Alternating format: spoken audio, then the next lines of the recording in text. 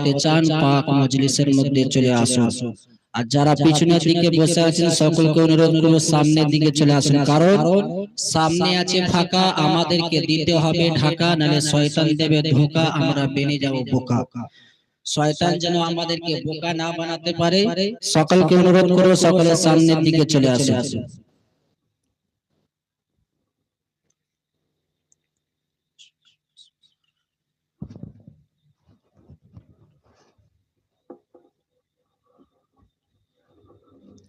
نحمده ونصلي على رسوله الكريم أما بعد أعوذ بالله من الشيطان الرجيم بسم الله الرحمن الرحيم ورفعنا لك ذكرك وقال الله تعالى في شان حبيبه الكريم إن الله وملائكته يصلون على النبي يا أيها الذين آمنوا صلوا عليه وسلموا تسليما اللهم صل على سيدنا مولانا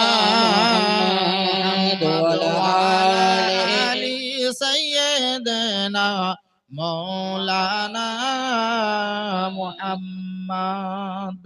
আরে নবী পাকের উপরে দরুদ পড়া হচ্ছে আর আপনারা এমন কনজুসি করছেন।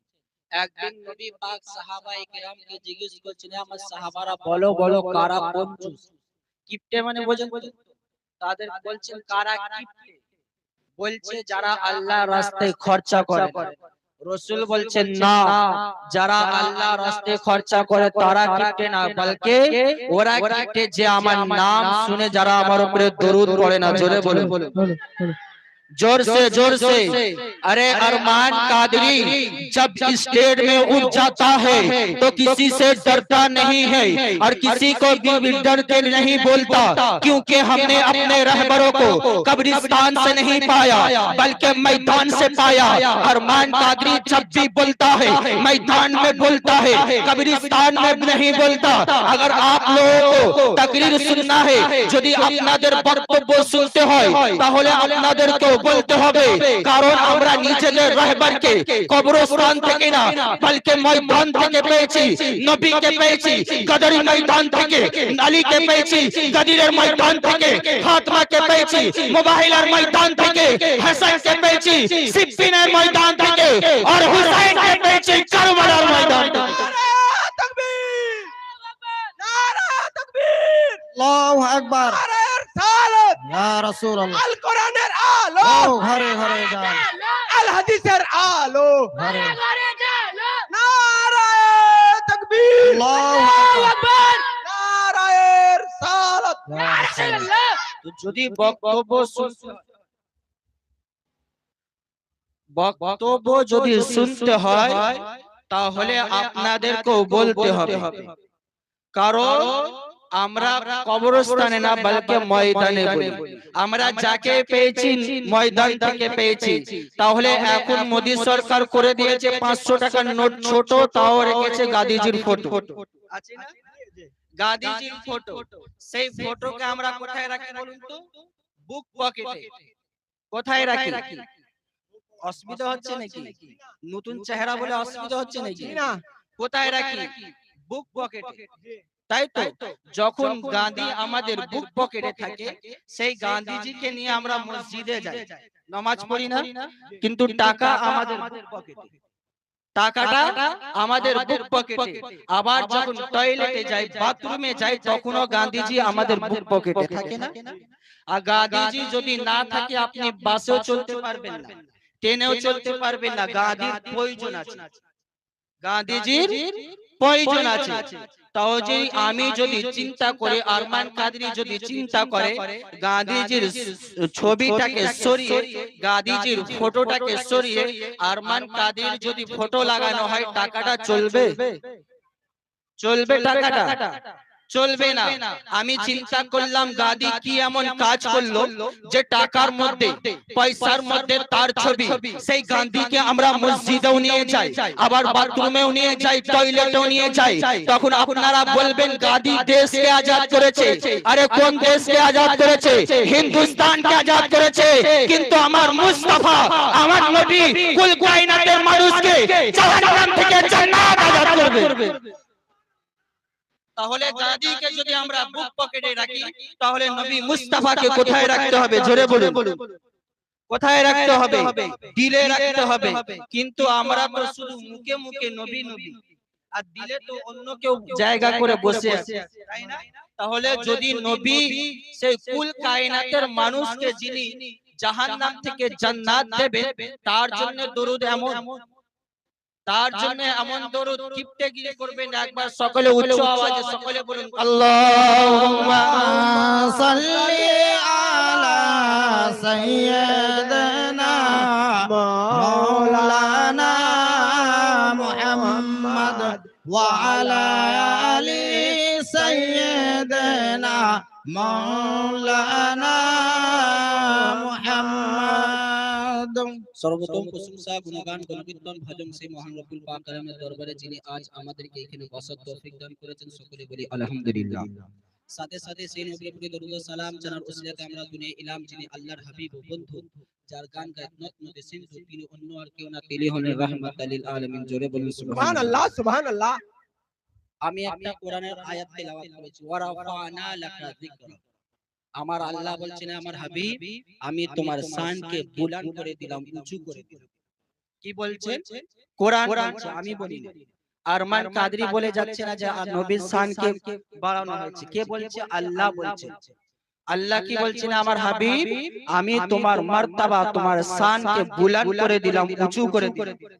কিন্তু কিছু কিছু মানুষ মনে করে, যারা পীর ভক্ত হয়, যারা কাদেরিয়া হয়, যারা চিশতিয়া হয়, যারা নকশবন্দি হয়, যারা মুজাদ্দিদিয়া হয়, যারা আশরাফিয়া হয়, যারা ওয়ারিসিয়া হয়, যারা রিজভিয়া হয়, তারা নবীকে বাড়াতে বাড়াতে বাড়াতে বাড়াতে আল্লাহর কাছে ঠেকিয়ে দেয়। বলে না? কি বলে? যে আল্লাহ রাসূলকে এতটা বাড়িয়ে দেয়, এতটা বাড়িয়ে দেয় কাদেরিয়ারা, যে নবীকে আল্লাহর সাথে সাটিয়ে দেয়।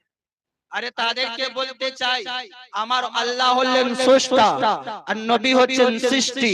কে বানিয়েছেন নবীকে? আমার আল্লাহ। আমি যদি বলি মাইকটা খুব সুন্দর, কে খুশ হবে? আপনারা খুশ হন না হন না, মাইক ওয়ালা খুশ হয়ে যাবে যে মাইকের তারিফ করছে। যদি মাইকের তারিফ করলে মাইক ওয়ালা খুশি হয়। যদি আমি রাস্তা দিয়ে হাঁটতে থাকি, যদি একটা সুন্দর ঘর দেখে বলি খুব সুন্দর ঘর মাশাআল্লাহ, সেই দরজায় এক ব্যক্তি দাঁড়িয়ে বসে বসে সে হাসে। আমি যদি কোনো রাস্তা দিয়ে হাঁটছি, একটা খুব সুন্দর ঘর দেখতে পেলাম, রং করা আছে, সেই ঘরটাকে দেখলাম, বললাম মাশাআল্লাহ খুব সুন্দর ঘর। সেই মালিকটা দরজায় যদি বসে থাকে, যে যদি শুনতে পায়, সে বলবে আমার ঘরের তারিফ করছে। কি বলবে? আমার ঘরের তারিফ করছে। যারা বলে নবীকে বাড়িয়ে দেয়, তাদেরকে বলতে চাই, আরে শুনে নাও, যদি মাইকের তারিফ করলে মাইক ওয়ালা খুশি হয়, যদি বাড়ির তারিফ করলে বাড়ি ওয়ালা খুশি হয়, আর যদি নবী মুস্তাফার তারিফ করলে আমার আল্লাহ খুশি হয়। জোরে বলুন সুবহানাল্লাহ, সুবহানাল্লাহ। কারণ নবীকে কে বানিয়েছে? আল্লাহ বানিয়েছে। আপনি যখন নবীর শান বয়ান করবেন, নবী যখন মার্তাবাকে বয়ান করবেন, আমার আল্লাহ খুশি হয়ে যাবে। জোরে বলুন সুবহানাল্লাহ। কারণ নবীকে বানানে वाला আমার আল্লাহ, আর মার্তাবা দেনে वाला আমার আল্লাহ, ফজিলত দেনে वाला আমার আল্লাহ। কারণ যে যাকে বানায় তার যদি তারিফ করা হয়, সে মালিকটা খুশি হয়। আমার নবী মুস্তাফার মালিক হচ্ছে আমার আল্লাহ। যদি নবীর তারিফ করলে আমার আল্লাহ খুশি হয়ে যায়। জোরে বলুন সুবহানাল্লাহ, সুবহানাল্লাহ। কিন্তু এই নয় যে আল্লাহকে আমরা নবীকে এক করে দিই, এই নয়। নবী আলাদা, নবীর মাকাম আলাদা, কিন্তু শান যদি দেখতে হয়, আমার আল্লাহ বলেননি যে নবীর শান এত থেকে এত। শানের কোনো এই দিনই যে এতটা বয়ান করবে, এতটা করবে না। আমার আল্লাহ বলছেন, আমি আমার হাবিবের শানকে বাড়িয়ে দিলাম। কত বাড়িয়ে দিলাম? আমরা যতটা পারি ততটাই বলতে পারবো, তার আগে তো বলতে পারবো না। কিন্তু আল্লাহর সাথে সাটানো যাবে না। আর যতটা পাওয়া, যত ক্ষমতা নবী মুস্তাফাকে কে দিয়েছে? আমার আল্লাহ দিয়েছে। আরে মুর্দাকেও জিন্দা করে দেয় আমার আল্লাহর পাওয়া।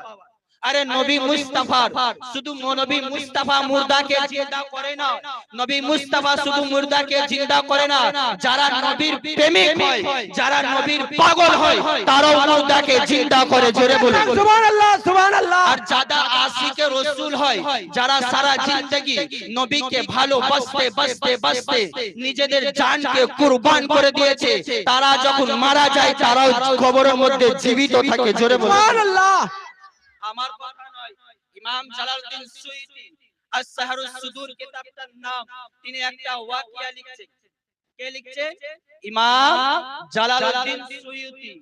এটা আরমান কাদরি বাপের ঘটনা নয়, আরমান কাদরি নিজের বাড়ি থেকে বানিয়ে আনেনি, এটা কিতাবের ঘটনা। লিখনেওয়ালা জালালউদ্দিন সুয়ুতি, যার কিতাব না পড়লে মৌলবি মৌলবি হতে পারে না।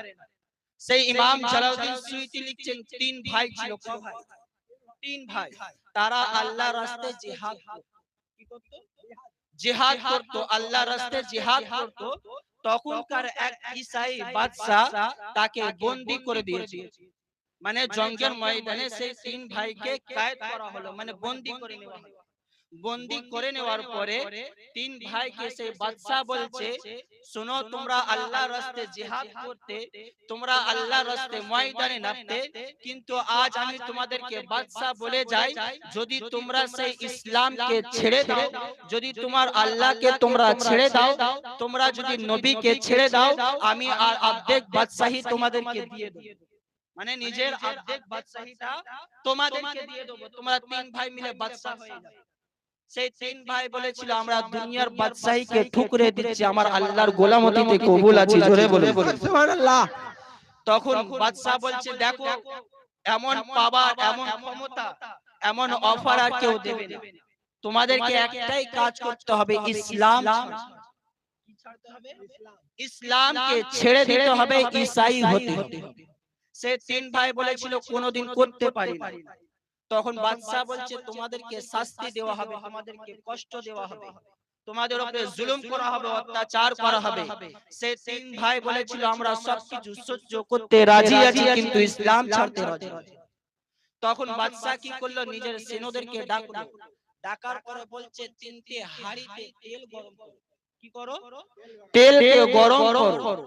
যখন তেলকে গরম করা হচ্ছে, তখন তিন ভাইয়ের মধ্যে যে বড় ছিল, সেই বড় ভাইটাকে বাদশা কি করলো, সেই তেলের মধ্যে ফেলে দিল। মাছকে যেমন ভাজা হয়, তেমন মানুষ ভাজা হচ্ছে। তাকে মুসলমান, কিসের জন্য? ইসলামকে ছাড়ার জন্য। ইসলামকে যেন তুমি ছেড়ে দাও, তাহলে তোমার জানকে আমি মাফ করে দেবো, তোমাকে অর্ধেক বাদশাহী দিয়ে দেবো। কিন্তু সেই তিন ভাইরা ইসলাম ছাড়ে। সে বড় ভাইটা যখন মাছ ভাজার মতন ভাজা হচ্ছে, বাদশা আবার দু ভাইকে বলছে, দেখো, তোমার ভাইয়ের সাথে কি অবস্থা করেছি, কি হালত করেছি। তোমরা দু ভাই বেঁচে আছো, এক কাজ করো, তোমরা দু ভাই ঈসাই হয়ে যাও, তাহলে তোমার ভাইয়ের মতন তোমাদেরকে ভাজা হবে না। তখন বলছে, আমার একটা ভাই মরে গিয়েছে, ইন্তেকাল করে গিয়েছে, শহীদ হয়ে গিয়েছে, তো কি হয়েছে? আমার যদি হাজারটা ভাই থাকে, আল্লাহর জন্য কুরবান করতে রাজি আছি। জোরে বলুন সুবহানাল্লাহ সুবহানাল্লাহ। তখন বাদশা দেখছে দুই ভাইও মানছে। তখন মেজো যে ছিল, তাকে আবার তেলের মধ্যে দেওয়া হলো, তাকে মাছ ভাজার মতো ভাজা হচ্ছে। কতটা কষ্ট! ইসলামকে শুধু ছাড়বে না বলে যখন দু ভাইকে পোড়ানো হলো, দু ভাইকে যখন শাস্তি দেওয়া হলো, যখন যে ছোট ছিল, সেই ছোট ভাইকে বলছে বাদশা, দেখো, তোমার বড় ভাইয়ের অবস্থা দেখো, তোমার মেজো ভাইয়ের অবস্থা দেখো, তোমাকে বলছি তুমি ছেড়ে দাও, তাহলে অর্ধেক বাদশাহী তোমাকে দিয়ে দেবো। সে ছোট ভাইটা বলেছিল, আমার দু ভাই কুরবান হয়ে গিয়েছে, শহীদ হয়ে গিয়েছে, আল্লাহর রাস্তায় মারা গিয়েছে, ওদের মর্তবা অনেক বেড়ে গিয়েছে, কিন্তু যদি আমার জান থাকে, তাহলে আমি ইসলাম কোনোদিন ছাড়বো না। তখন বাদশা বলছে, একেও তেলের মধ্যে দিয়ে দাও। তখন বাদশার এক উজির বলছে, এ বাদশা, তুমি তো তিন ভাইয়ের মধ্যে, তিন ভাইয়ের মধ্যে দু ভাইকে পুড়িয়ে দিলে, দু ভাইকে মাছ ভাজার মতন ভাজা হয়েছে, কিন্তু এখন পর্যন্ত মানছে না। এক কাজ করো, এই ছোট ভাইকে আমার হাওয়ালায় করে দাও। মানে যে তুমি তো তিন ভাইয়ের মধ্যে দু ভাইকে পুড়িয়ে দিলে, মাছ ভাজার মতো ভেজে দিলে এই ছোট ভাইটাকে, এই ছোট ছেলেটাকে আমার হাওয়ালায় করে দাও, আমার কাছে দিয়ে দাও, আমি নিজের হিসাবে একে ঈসাই বানিয়ে দেব, নিজের হিসাবে একে ঈসাই বানিয়ে দেব। তখন বাদশা দেখছে দু ভাইকে তো পুড়িয়েই দিলাম, এক কাজ করে একে দিয়েই দিই, এ তো মানবে না। তখন বাদশার একটা উজির নিজের বাড়িতে নিয়ে গেল ছোট ভাইটা, নিয়ে যাওয়ার পরে এক রুমের মধ্যে বন্ধ করে দিল। বন্ধ করে দেওয়ার পরে তার একটা যুবক মেয়ে ছিল, সেই যুবক মেয়েটাকে বলছে, মা আজ পর্যন্ত আমি তোর বাবা হয়ে তোর কাছে কিছুই চাই না, তুই যা চাইতিস আমি বাবা তোকে দিতাম, কিন্তু আজ তোর কাছ থেকে একটা জিনিস চাইবো, সেটা কি তুমি দেবে? তখন মেয়েটা বলছে, বাবা তুমি ছোটবেলা থেকে আমাকে মানুষ করেছো, ছোটবেলা থেকে আমাকে এতটা শিক্ষা দিয়েছো, এতটা মানুষ করেছো, খাইয়েছো, পরিয়েছো, তোমার একটা কথা কি আমি মানতে পারবো না? তখন বাপটা বলছে, ওই রুমের মধ্যে একটা মুসলমান ছেলে আছে, সেই ছেলেটাকে তোমাকে ঈসাই বানাতে হবে। কি করতে হবে? ঈসাই বানাতে হবে। মেয়েটা বলছে, এই কাজটা তো আমার জন্য সহজ কাজ, ছোট কাজ, কারণ যে আমাকে দেখার জন্য এলাকার ছেলেরা, নওজওয়ানরা পাগল হয়ে যায় আমাকে একবার দেখবে বলে, তাহলে এই কাজটা তো আমার জন্য ছোট কাজ। যখন রাত হয়ে গেল, সেই নওজওয়ান ছেলেটা রুমের মধ্যে বন্ধ আছে, তখন ওই মেয়েটা সেই রুমের মধ্যে প্রবেশ করছে, ঢুকছে, ঢোকার পরে দেখছে নওজওয়ানটা নামাজ পড়ছে, জোরে বলে বলে সুবহানাল্লাহ সুবহানাল্লাহ কি করছে? নামাজ পড়ছে নামাজ পড়ছে। আমার কথা নয়, ইমাম জালালউদ্দিন সুয়ুতি লিখনে ওয়ালা, ইমাম জালালউদ্দিন সুয়ুতি লিখছেন, তখন মেয়েটা কি করলেন, নিজের কাপড়টাকে খুলে দিচ্ছে। কি করছে? নিজের কাপড়কে খুলে দিচ্ছে, এই জন্য যে তার আকীদা ছিল যারা মুসলমান হয় তারা নারী প্রেমিক হয়, তাই জন্য সে নিজের কাপড়টাকে খুলে দিচ্ছে। খুলে দেওয়ার পরে সেই নওজওয়ান নামাজ পড়ছিল, তার সামনে গিয়ে দাঁড়িয়ে পড়লো, কিন্তু ছেলেটা নামাজ পড়েই যাচ্ছে, পড়েই যাচ্ছে, পড়েই যাচ্ছে। রাত থেকে ফজর হয়ে গেল, সেই নওজওয়ানটা একবারও মেয়ের দিকে তাকাচ্ছে না, জোরে বলে সুবহানাল্লাহ সুবহানাল্লাহ মেয়ের দিকে তাকাচ্ছে না। একদিন কেটে যাওয়ার পরে বাপ মেয়েকে জিজ্ঞেস করছে, মা তুমি কি কাজটা করতে পেরেছো? মেয়েটা বলছে, বাবা মনে হয় মুসলমানদের আজ ইবাদত করার রাত ছিল, সেই জন্য সেই ছেলেটা সারা রাত ধরে নামাজই পড়েছে, আমার দিকে একবারও তাকায় না। তখন বলছে আজকে যাবে। মেয়েটা আবার দ্বিতীয় দিন যাচ্ছে, আবার একই অবস্থা, ছেলেটা সারা রাত নামাজ পড়ে যাচ্ছে, মেয়েটার দিকে একবারও তাকাচ্ছে না। এমন করতে করতে মেয়েটা 40 দিন সেই রুমের মধ্যে প্রবেশ করেছিল।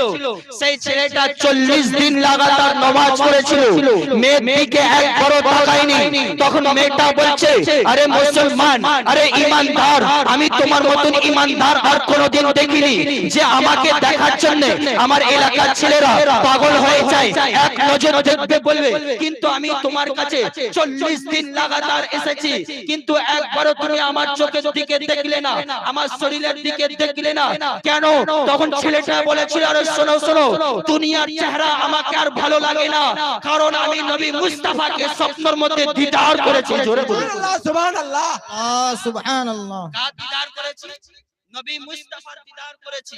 কোন নবীর দিদার করেছে? আরে কোরআন বলছে ইউসুফ নবীকে দেখে মিশরের নারীরা হাত কেটেছে।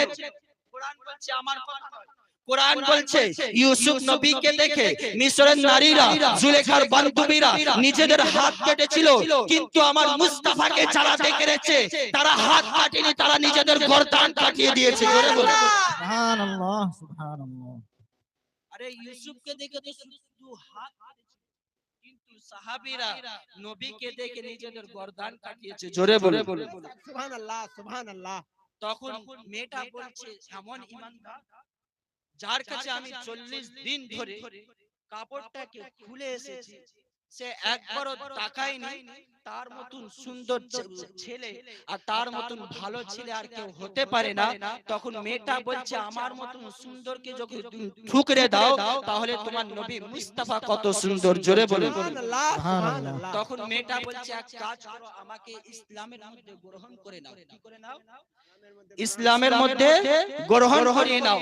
তখন মুসলমান ছেলেটা সেই মেয়েটাকে কাপড় পরানোর পরে ইসলাম গ্রহণ করিয়ে দেওয়ার পরে মেয়েটা তখন বলছে মুসলমান শোনো শোনো, এ নওজওয়ান শোনো শোনো, আমার বাবা তো ঈসাই, আমিও তো ঈসাই ছিলাম, কিন্তু আমার বাবা যদি জানতে পারে আমি তার মেয়ে মুসলমান হয়ে গেছি, তোমার গর্দান তো নেবে নেবে, তার সাথে আমারও নিয়ে নেবে। কি বলছে মেয়েটা? যে আমার বাবা যদি জানতে পারে তুমি আমাকে মুসলমান বানিয়ে দিয়েছো, তোমার গর্দান তো যাবে যাবে, তার সাথে আমারও চলে যাবে। তখন মেয়েটা বলছে এক কাজ করি, আমার ঘরের মধ্যে অনেক ঘোড়া আছে, অনেক ঘোড়া আছে, সেই ঘোড়াতে চড়ে পালিয়ে যাই। তখন ছেলেটা বলছে ঠিক আছে, তুমি ঘোড়াকে নিয়ে আসো, ইন্তজাম করো।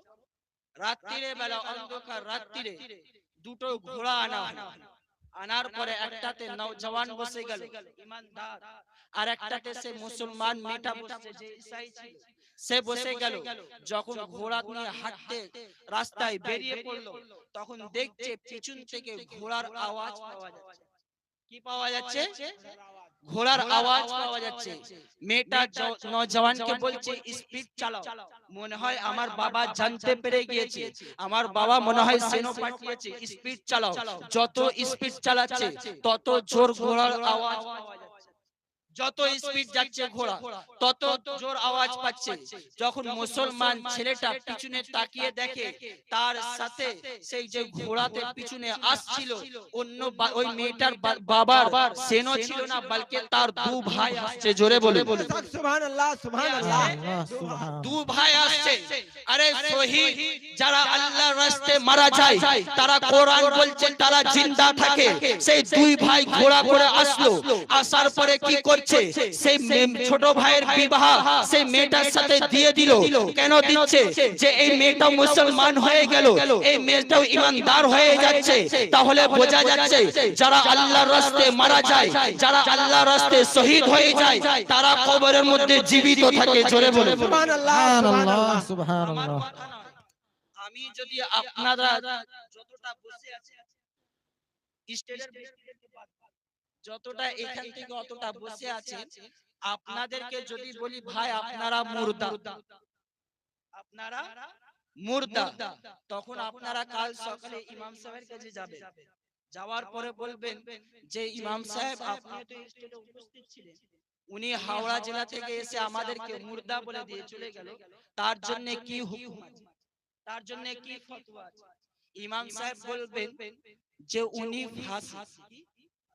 ফাসিক, ওনার পিছনে নামাজ পড়া যাবে না। কেন? উনি মিথ্যে কথা বলেছেন। আমি শুধু আপনাদেরকে মুর্দা বললে আমার পিছনে নামাজ হবে না। কি হবে না? নামাজ হবে না। কেন? আমি ফাসিক হয়ে যাচ্ছি। আরে কোরআন যাদেরকে জিন্দা বলছে তাদেরকে তোমরা যদি মুর্দা বলো তোমরা কাফের হয়ে যাবে, জোরে বলো। সুবহানাল্লাহ সুবহানাল্লাহ। আমি যদি আপনাদেরকে মুর্দা বললে আমি ফাসিক হয়ে যাব, কিন্তু কোরআন যাদেরকে জীবিত বলবে আপনি তাদেরকে মৃত বললে আপনারা কাফের হয়ে যাবেন। তাহলে যারা আল্লাহর রাস্তায় জিহাদ করে মারা যায় তারা মুর্দা না বলকে জীবিত থাকে, জোরে বলে সুবহানাল্লাহ সুবহানাল্লাহ। আরে তারা তো দূরের কথা, আরে যারা নবীর প্রেমিক হয় তারাও জীবিত থাকে, যারা নবী নবী করে তারাও জীবিত থাকে। কিন্তু কিছু কিছু মানুষ বলে নবী মরে মাটিতে মিশে গিয়েছে, নাউজুবিল্লাহ মিন জালিক। সেই মৌলবীদেরকে বলতে চাই আমার নবী কোনোদিন মরতে পারে না, আমার নবীর মওত হয়েছে কিন্তু কিছুক্ষণের জন্য, কারণ আমার নবী যদি না থাকে দুনিয়াও থাকবে না। আমি এসেছি বলে স্টেজ হয়েছে, যদি আমি না আসতাম স্টেজ আমার জন্য, তাই তো? যদি আমি না আসলে স্টেট হবে না, আমার জন্য বানানো হয়েছে। আর আমার আল্লাহ বলছেন নবী আমি দুনিয়াকে তোমার জন্য বানিয়েছি, যদি দুনিয়া থাকে তাহলে আমার নবীও আছে, জোরে বলুন সুবহানাল্লাহ সুবহানাল্লাহ। আরে আপনারা ওয়াকিয়া শুনেছেন, আমি ওয়াকিয়া বলতে আসি। আপনারা হয়তো কিছুদিন অনেক আলেম ওলামার মুখ থেকে হয়তো, এখন তো ইউটিউব মাওলানা বেরিয়েছে, কি মৌলানা? ইউটিউব মৌলানা, যার তার অস শুনে মানুষ বিভে যাচ্ছে। কে কাদিয়ানি, কে শিয়া, যার অস পাচ্ছে শুনে নিচ্ছে। কিন্তু যারা আপনারা অস শুনে, তারা হয়তো শুনেছেন আজ থেকে 400 বছর আগে নবী পাকের দেহ মুবারকটাকে ইহুদিরা চুরি করতে এসেছিল। সকলের হয়তো শোনা হবে, নবী পাকের দেহটাকে ইহুদিরা চুরি করতে এসেছিল। কেন?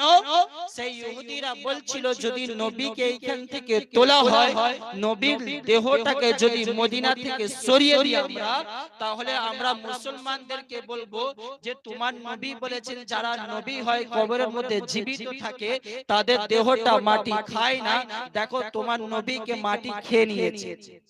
সেই জন্য তারা চুরি করতে এসেছে, কিন্তু চুরি করতে পারেনি। তাহলে তাদের আকীদা দেখুন, ইহুদি হলে তাদেরও আকীদা আছে যারা নবী হয় তারা কবরের মধ্যে জীবিত থাকে। জোরে বলে সুবহানাল্লাহ। কিন্তু আমাদের মুসলমান বলছে নবী মরে মাটিতে মিশে। তাহলে বোঝা যায় যে আমার নবীর দেহটা নিজের রওজা মুবারকে সালামতি আছে। জোরে বলুন সুবহানাল্লাহ। আমার নবী কোনদিন মরতে পারে না, নবী জীবিত। আরে নবীর প্রেমিক যারা হয় তারা জীবিত হয়। কিতাবটার নাম, ছোট কিতাবের নাম বলি, যারা আপনাদের বাড়িতে হয়তো থাকতে পারে, চোখে দেখা কবরের আযাব। কি নাম? চোখে দেখা কবরের আযাব লিখনেওয়ালা মাওলানা তারিক জামিল, এখনো পাকিস্তানে উপস্থিত আছে। কি নাম বললাম? মাওলানা তারিক জামিল। আর কিতাবটার নাম চোখে দেখা কবরের আযাব। এই ওয়াকিয়াটা যেটা আমি বলছি সেই ওয়াকিয়াটা উনিও লিখেছেন, বড় বড় কিতাবে আছে। কিন্তু আপনারা যখন কিতাব পড়েন হয়তো বাড়িতে আছে, মাওলানাকেও জানেন, যারা ফোন ঘাটে মাওলানা তারিক জামিলকে সবাই চেনে। স্যার কিতাবের নাম বলছি চোখে দেখা কবরের আযাব। সে মাওলানা তারিক জামিল লিখছেন যে 1932 সাল, কত? 1932 সাল। কিন্তু কিছু কিছু আলেম, কিছু কিছু আকাবির লিখেছে 1933। এতে মতভেদ আছে, এইদিকে যাচ্ছে। ওই মাওলানা তারিক জামিল 1932 সাল লিখেছে। বলছেন ইরাকের সরজমিনে নবী পাকের দুটো সাহাবীর মাজার শরীফ ছিল। কি ছিল? মাজার শরীফ। কত সাল? 1932। আপনারা হিসাব করলে 100 বছরের কাছাকাছি হয়তো যাবে, 100 থেকে 150 তার বেশি যাবে না। তো বলছেন সেই 1932 সালে নবী পাকের সাহাবীর মাজার ইরাকের সরজমিনে দাজলা নদীর পাশে ছিল। নদীর পাশে, সেই পাশে যখন মাজার ছিল, 1932 সালের যে বাদশা ছিল তার নাম ছিল শাহ ফয়সাল। কি নাম? শাহ ফয়সাল। সেই বাদশা রাত্রির বেলা ঘুমিয়ে আছে, স্বপ্নের মধ্যে দেখছে যে দুটো সাহাবী স্বপ্নের মধ্যে এসে বলছে, বাদশা আমরা নবী পাকের সাহাবী, আমাদের কবরের মধ্যে, আমাদের মাজারের মধ্যে পানি ঢুকে গিয়েছে। কত সালে? 1932 সালে। কে বলছেন? সাহাবী বলছেন, সাহাবী। আর তিনি পর্দা করেছেন কতদিন আগে? 1300 বছর আগে। হিসাব দেখলে 1300 বছর হয়ে যাবে। 1932 সালে বাদশাকে বলছে, বাদশা আমরা নবী পাকের সাহাবী, আমাদের কবরের মধ্যে, আমাদের মাজারের মধ্যে পানি ঢুকে গিয়েছে। তখন বাদশা ছিল দুনিয়ার কাজে ব্যস্ত, সকালবেলা উঠে স্বপ্নকে ভুলে গিয়েছে। ভুলে যাওয়ার পরে আবার দ্বিতীয় রাত্রে স্বপ্ন দেখছে যে বাদশা আমরা নবী পাকের সাহাবী, আমাদের মাজারের মধ্যে পানি ঢুকে গিয়েছে, আমাদেরকে এই জায়গা থেকে বার করো, না হলে দেহটা, আমাদের দেহটা, আমাদের শরীরটা নদী ভাসিয়ে নিয়ে চলে যাবে, আমাদেরকে বার করো। বাদশা আবার দুনিয়ার কাজে ব্যস্ত হয়ে স্বপ্নকে ভুলে গিয়েছে। দুদিন হয়ে যাওয়ার পরে তৃতীয় দিনে, 3 দিনের মাথায় আবার স্বপ্ন দেখানো হচ্ছে, বাদশা আমরা নবী পাকের সাহাবী, আমাদের দেহের মধ্যে, আমাদের মাজারের মধ্যে পানি ঢুকে গিয়েছে, তাড়াতাড়ি আমাদেরকে বার করো। সেই তৃতীয় দিন রাত্রিরে দুজনকে স্বপ্ন দেখিয়েছে, এক বাদশাকে দেখিয়েছে, আর তখনকার যে মুফতি ছিলেন, মুফতি আজম, তাকে স্বপ্ন দেখানো হচ্ছে, মুফতি আজম আমাদের কবরের মধ্যে, আমাদের মাজারের মধ্যে পানি ঢুকে গিয়েছে। 2 দিন ধরে আমি বাদশাকে বলছি, বাদশা এখন পর্যন্ত কিছু করছে না। এ মুফতি এক কাজ করো, আমাদের দেহকে এই জায়গা থেকে বার করো, অন্য জায়গায়। যখন মুফতি আজম স্বপ্নটা দেখার সাথে সাথে তিনি ঘুম ভেঙে গেল, তিনি উজু করলেন, 2 রাকাত শুকরানা নামাজ পড়লেন, কারণ নবী পাকের সাহাবীর জিয়ারত হয়েছে স্বপ্নের মধ্যে। সেই স্বপ্ন দেখার পরে সেই রাত্রিরে বাদশার কাছে চলে যাচ্ছে, বাদশার কাছে, শাহ ফাইসালের কাছে। বাদশাকে বলছে, বাদশাহ আমি একটা স্বপ্ন দেখেছি। তখন বাদশা বলছে, কি স্বপ্ন? বলছে, সাহাবী রাসূলরা আমাকে বলেছেন আমাদের দেহতে পানি ঢুকে গেছে, আমাদেরকে এই জায়গা থেকে বার করো। বাদশা বলছে, হে মুফতি, আমিও তো 3 দিন ধরে একই স্বপ্ন দেখছি, কিন্তু আমি সকালবেলা ভুলে যেতাম। তখন মুফতি আজম বলছেন, এক কাজ করো, তাদেরকে বার করা হোক, কারণ তারা নবী পাকের সাহাবী, তাদেরকে বার করতে হবে। বাদশা বলছে, তো বার করা তো যাবে না, আজ থেকে 1300 বছর আগে ইন্তেকাল। কত? 1300 বছর আগে ইন্তেকাল করেছেন, তাদেরকে তো বার করা যাবে না। তখন মুফতি আজম বলছেন, তখন কি করতে হবে? বাদশা বলছে, এক কাজ করো, আগে ওই জায়গাতে পরীক্ষা করা হয়। কি করা হয়? পরীক্ষা করা হয়। তখনকার 1932 সালের মেশিন ঢুকিয়ে, মাটির মধ্যে মেশিন ঢুকিয়ে দেখা হচ্ছে পানি বলে কোনো সন্দেহ নাই, পানি নাই। তাদের রওজা পাকের কাছেই মেশিন তো ঢোকানো হয়েছে, কিন্তু পানি বলে কোনো সন্দেহ নাই। যখন বাদশা দেখলো পানি বলে কোনো সন্দেহ নাই, তখন মুফতি আজমকে বলছে, মুফতি তুমিও তো স্বপ্ন দেখলে, আমিও স্বপ্ন দেখেছি, এখানে তো পানি বলে কোনো সন্দেহ নাই, এটা মিথ্যে স্বপ্ন। তখন মুফতি আজম আর কি বলবেন, চুপ হয়ে গেলেন, চলে গেলেন বাড়ি। বাড়ি যাওয়ার পরে রাত যখন হলো, আবার ঘুমিয়ে আছে, আবার একই স্বপ্ন। এ বাদশা, এ মুফতি আজম, আমরা নবী পাকের সাহাবী হযরত উযাইফা, আর একটা নাম আছে জাবের ইবনে আব্দুল্লাহ, কেউ কেউ বলেছেন আব্দুল্লাহ ইবনে জাবের, এতেও মতভেদ আছে, এই দিকে যাচ্ছি না। বলছেন আমরা নবী পাকের সাহাবী, আমাদের দেহের মধ্যে, আমাদের কবরের মধ্যে, আমাদের মাজারের মধ্যে পানি ঢুকে গিয়েছে, তাড়াতাড়ি বার করো। তখন মুফতি আজম দেখলেন মেশিন ঢোকানো হবে না, এখন কবরকে খুলতেই হবে, নিশ্চয়ই তাদের কবরের মধ্যে পানি ঢুকে গিয়েছে। তখন মুফতি আজম কি করলেন? বাদশার দরবারে চলে গেলেন, বাদশাকে বলছে, এ বাদশা, আজ কালকে দেখেছিলাম মেশিন ঢুকিয়ে পরীক্ষা করা হয়েছে, পানি বলে তো কোনো সন্দেহ নাই, আবার আজকে রাত্রিরে আবার স্বপ্ন দেখেছি। বাদশা বলছে, মুফতি আমিও দেখেছি। তখন বাদশা বলছে, মুফতি এক কাজ করো, তুমি একটা ফতোয়া দিয়ে দাও যে কবর থেকে দেহকে তোলা যাবে কিনা। মুফতি আজম ফতোয়া দিলেন। আর কোন দিন কবরকে খোলা হবে? কুরবানির দিন। কুরবানির দিন চেনেন তো? কুরবানি যেই দিন করা হয় জিলহজ মাসের 10 তারিখে, সেই দিন। তখন আরবে যারা হাজিরা, সেই সময় তো হজ হয়, আরবের হাজিদের কাছে যখন খবর গেল যে 1300 বছর আগে ইন্তেকাল করনেওয়ালা ব্যক্তি, তারা বলছে আমাদের কবরের মধ্যে পানি ঢুকে গিয়েছে, তাহলে আমরা হাজিরা কি দেখতে পারবো না? সেই হাজিরা চিঠি লিখলো, এ বাদশা সময়কে চেঞ্জ করো, আবার 10 দিন পিছিয়ে দেওয়া।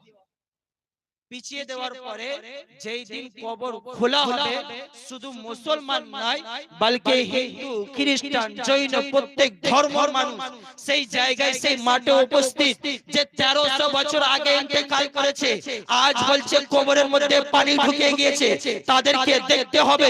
যখন কবরকে খোলা হচ্ছে, সেই দিনটা যখন চলে আসলো, সেই কবরকে যখন খোলা হচ্ছে, দেখছেন তাদের নিশ্চয়ই পানি ঢুকে গিয়েছে, জোরে বলে।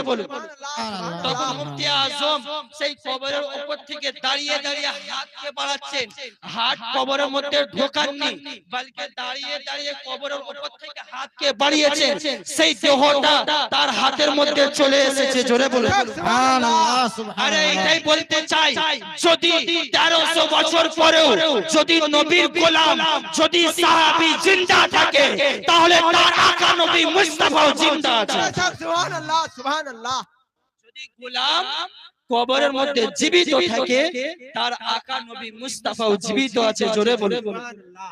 সুবহানাল্লাহ। এটা আমার বানানো ঘটনা, আমরা বানানো ঘটনা বলে যাই না, কারণ আরমান কাদরির ওয়াজ ইউটিউবে শুনে নেবেন, অনেক আলেম, অনেকজন আবার কমেন্ট, আগে কিতাবের নাম বলতাম না, কিছুদিন ধরে কিতাবের নাম বলে দিই, কেন বলে বাচ্চা ছেলে কি বলে দিলে,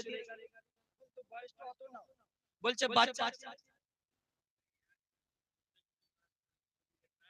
মানে একটা একটা ঘটনা অনেক আকাবির লিখেছে, একটু মতভেদ হতে পারে কিন্তু ঘটনা হয়েছে।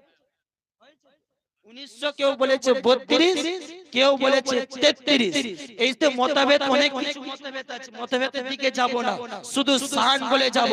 তাহলে বোঝা যাচ্ছে যারা নবীর গোলাম হয়, যারা নবীর প্রেমিক হয়, কবরের মধ্যে জীবিত থাকে। তাই জন্য বলি জমি मैला नहीं होता, जमन मैला नहीं होता, मोहम्मद के गुलामों का कफन मैला नहीं होता। সুবহানাল্লাহ সুবহানাল্লাহ। যারা নবীর গোলাম হয় তাদের কাফনটা ময়লা হয়।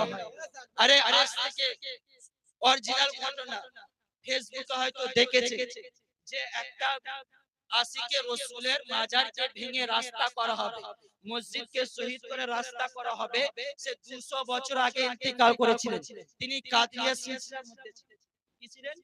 কাদিয়া সিলসিলার মধ্যে সে বুজুর্গে যখন তোলা হয়েছে, দেখা গিয়েছে তার কাফন 200 বছর আগে যেমন ছিল তেমনই আছে। জোরে বলে সুবহানাল্লাহ। এরা আশিকে রাসূল, সুবহানাল্লাহ। আশিকে নবী, যারা নবীর ভালোবাসায় ডুবে যাবে, তারা যখন মরে যাবে কবরের মধ্যে জীবিত থাকবে। জোরে বলে সুবহানাল্লাহ সুবহানাল্লাহ। আমরা বলি আমরা তো নবীকে ভালোবাসি, এটা তো আমাদের মুখে মুখে নবীর ভালোবাসা, দিলে তো সালমান খান। আজ থেকে আমাদের আপনাদের এলাকার ঘটনা জানি না, আমার গলাটা খুব অবস্থা এখন খুব খারাপ। 1 মাস থেকে যতই জলসায় যাচ্ছি গলাটা বসে যাচ্ছে, কারণ কিছুদিন ঠান্ডা গরম হতে হতে না শরীরটা অসুস্থ হয়ে যাচ্ছে। গলার দিকে যাবেন না, গলা যদি ফেটে যাও তাও বলে যাও, কারণ নবীর শান বলবো। তো যেটা বলছিলাম, আমরা তো দিলে দিলে শুধু সালমান খান আর শাহরুখ খান, আর মুখে নবী করি না। আর নবী বলেছেন যে দুনিয়াতে যার সাথে মহব্বত করবে, ভালোবাসবে, কাল কিয়ামতের ময়দানে তার সাথে হাসর নাসর হবে। তাই তো? কিন্তু আপনাদের এলাকার ঘটনা আমি জানি না। আমাদের হাওড়া জেলায় কিছুদিন আগে, আজ থেকে 505 বছর আগে, ছেলেরা এমন প্যান্ট পরতো পিছনে সবকিছু দেখা যায়। আর দেখবেন এখনো ছেলেরা প্যান্ট পরে এইদিকে ছেঁড়া ওইদিকে ফাটা, দেখলে মনে হয় রামপাটা। এইদিকে ছেঁড়া ওইদিকে ফাটা, দেখলে মনে হয় পুরো রামপাটা। তো দেখেছিলাম 5 বছর আগে ছেলেরা প্যান্টকে এত নিচু করে পরতো সবকিছু দেখা যেত। কেন? বলছে বোম্বাইওয়ালা, মানে বোম্বাইওয়ালা মানে সালমান খান শাহরুখ খান নিচু করে পরতো। তারপর দেখলাম তুলে দিল। কেন তুলে দিচ্ছ? তারা তুলে দিয়েছে, একটাই ভয় আছে মাওলানা সাহেব, বোম্বাইওয়ালা খুলে না ঘরে এরাও খুলে ঘুরে, ওরা যদি খুলে ঘরে এরাও খুলে ঘুরে। তাহলে দিলে দিলে সালমান খান আর মুখে নবী করলে হবে।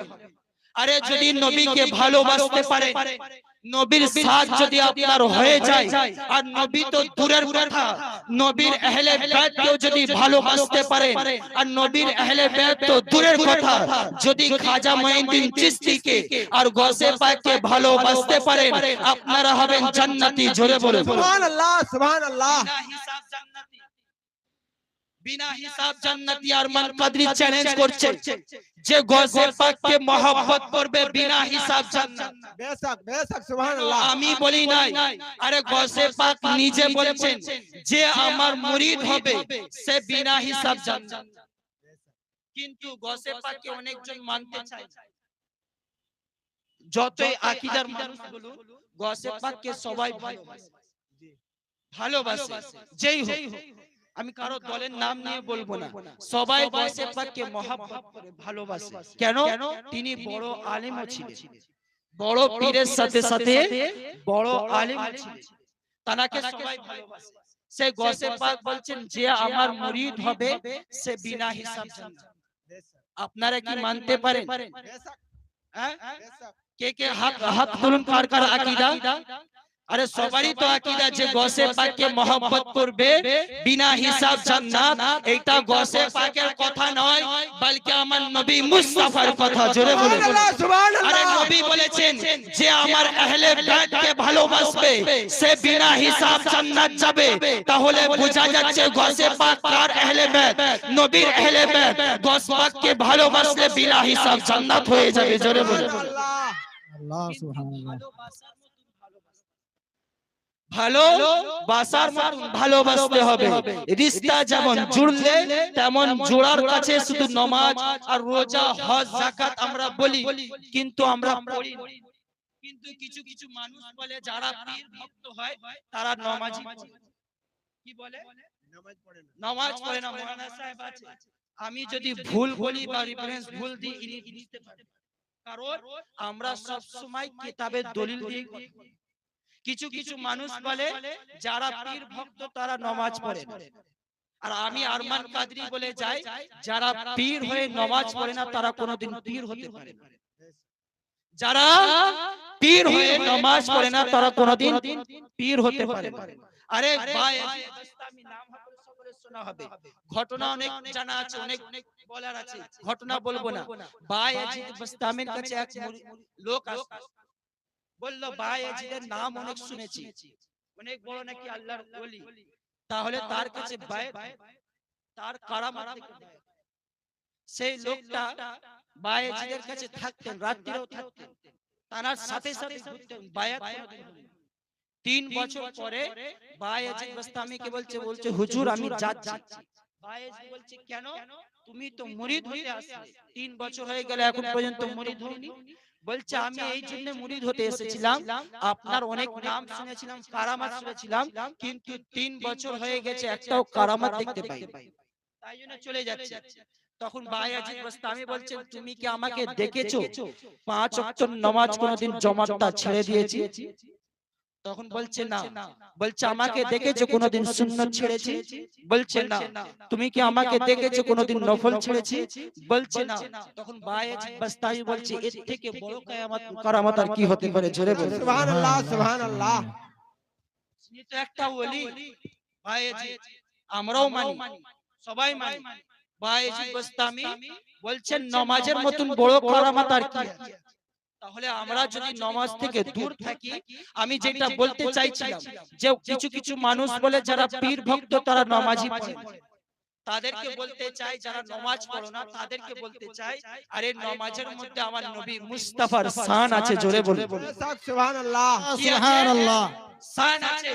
নামাজ পড়তে গেলে প্রথম কি করতে হয়? কিয়াম করতে হয়।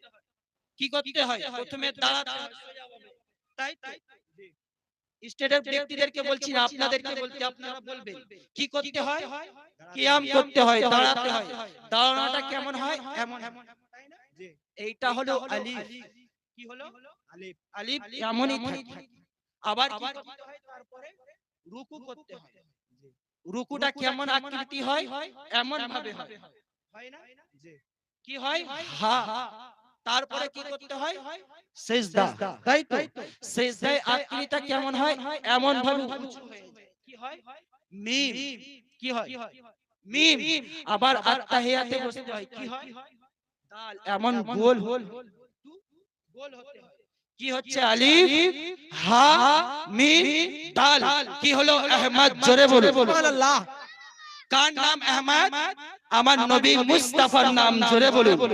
আরে নামাজ এমনি বড় ইবাদত নয়, কারণ নামাজের মধ্যেও নবী পাকের শান আছে। জোরে বলুন সুবহানাল্লাহ। সুবহানাল্লাহ। নবী সুবহানাল্লাহ। পাকের শান আছে, তাই জন্য আল্লাহ বলছেন নামাজ সবথেকে বড় ইবাদত।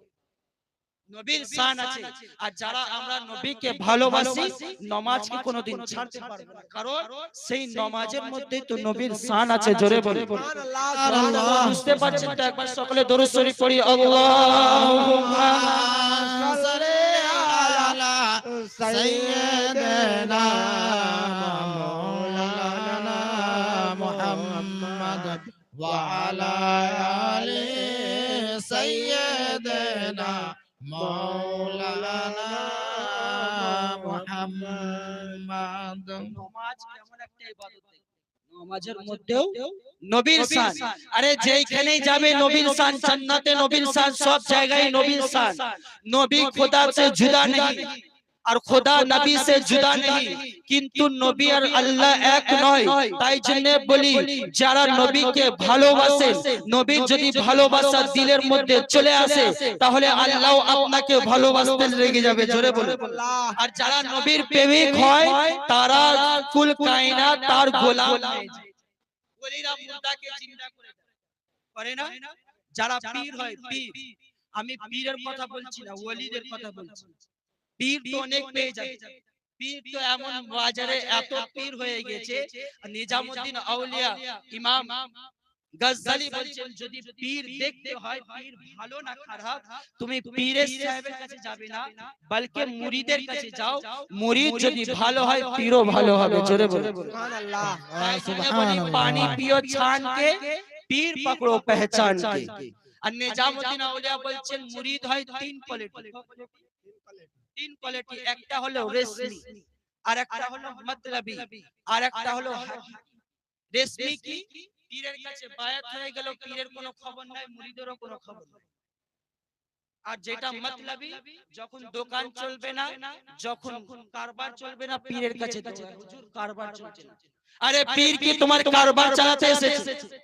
পীর কি তোমাকে টাকা দিতে এসেছে? পীর কি তোমার ঘর বাড়ি করতে এসেছে?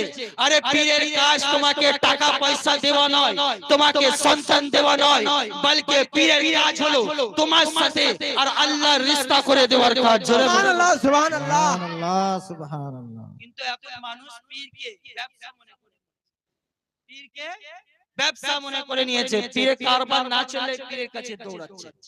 এটা হলো মতলবি। আর হাকিকি, পীর যদি মশরিকে থাকে, মুরিদ যদি মাগরিবে থাকে, মুরিদটা যদি পীরের হুকুম মোতাবেক চলতে পারে, সেই হলো হাকিকি মুরিদ। জোরে বলুন সুবহানাল্লাহ। সুবহানাল্লাহ। সুবহানাল্লাহ। যেটা বলছিলাম যে ওলিরা মুর্দাকে জিন্দা করে, করে না? করে।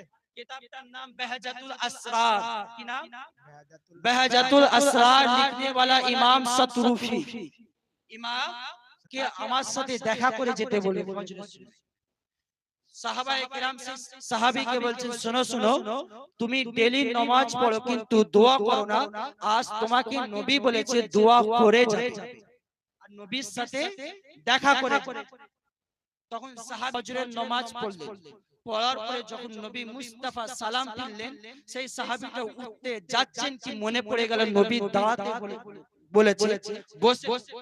বসে যাওয়ার পরে যখন দোয়া হয়ে গেল, তখন আমার নবী বলছেন, এ আমার সাহাবী, তুমি ডেইলি ফজরের নামাজ আমার পিছনে পড়ো, কিন্তু তুমি তো দোয়া করো না, চলে যাও। তখন সাহাবী রাসূল বলছেন, ইয়া রাসূলুল্লাহ, ইয়া হাবিবাল্লাহ, আমার প্রতিবেশীর একটা খেজুর গাছ আছে। কি আছে? খেজুর গাছ। সেই প্রতিবেশীটা হলো ইহুদি। কি হলো? ইহুদি। সেই খেজুরের গাছ তার উঠোনে আছে, কিন্তু সকালবেলা যখন আমি ফজরের নামাজ পড়ে ঘরে যাই, দেখি তার খেজুরের গাছ থেকে খেজুরটা টোপে টোপে আমার উঠোনে চলে আসে।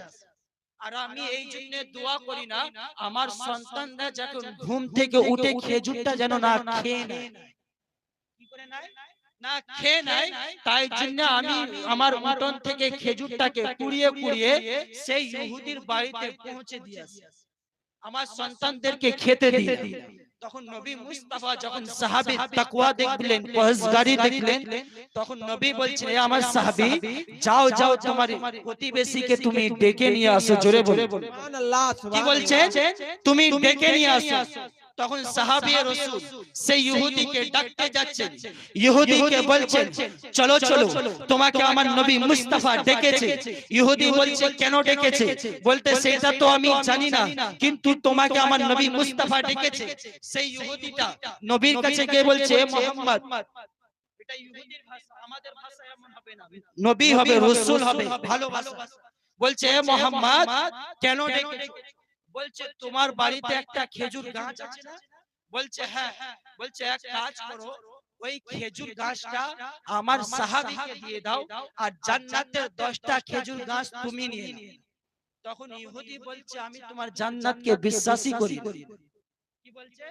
তোমার জান্নাতকে বিশ্বাস করি না, আমার দরকার নাই। আমি একটা খেজুরের গাছ দেওয়া, তুমি বলছো জান্নাতের 10টা খেজুরের গাছ, দরকার নাই।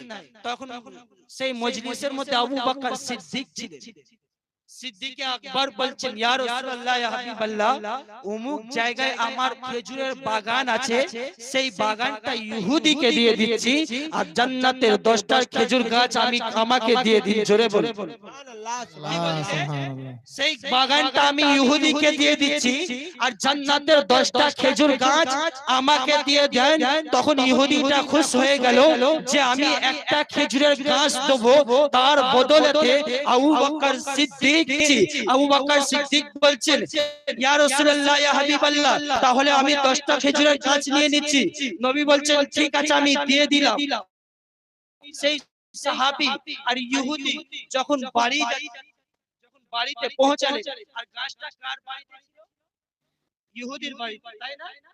ইহুদি যখন বাড়িতে পৌঁছে গেল, নিজের স্ত্রীকে বলছে, আমার স্ত্রী, এই যে আমাদের বাড়িতে যে খেজুর গাছ আছে, এই খেজুর থেকে যা খেজুর পড়বে তুমি আর কুড়োবে। বলছে, কেন? বলছে, আমি এই খেজুর গাছটাকে বিক্রি করে দিয়েছি। তখন স্ত্রীটা বলছে, কেন? বলছে, অমুক জায়গায় আবু বকর সিদ্দিক আমাকে খেজুরের বাগান দিয়েছে। সেই বাগান, একটা বাগানের জন্য একটা খেজুরের গাছ দিয়ে দিলাম।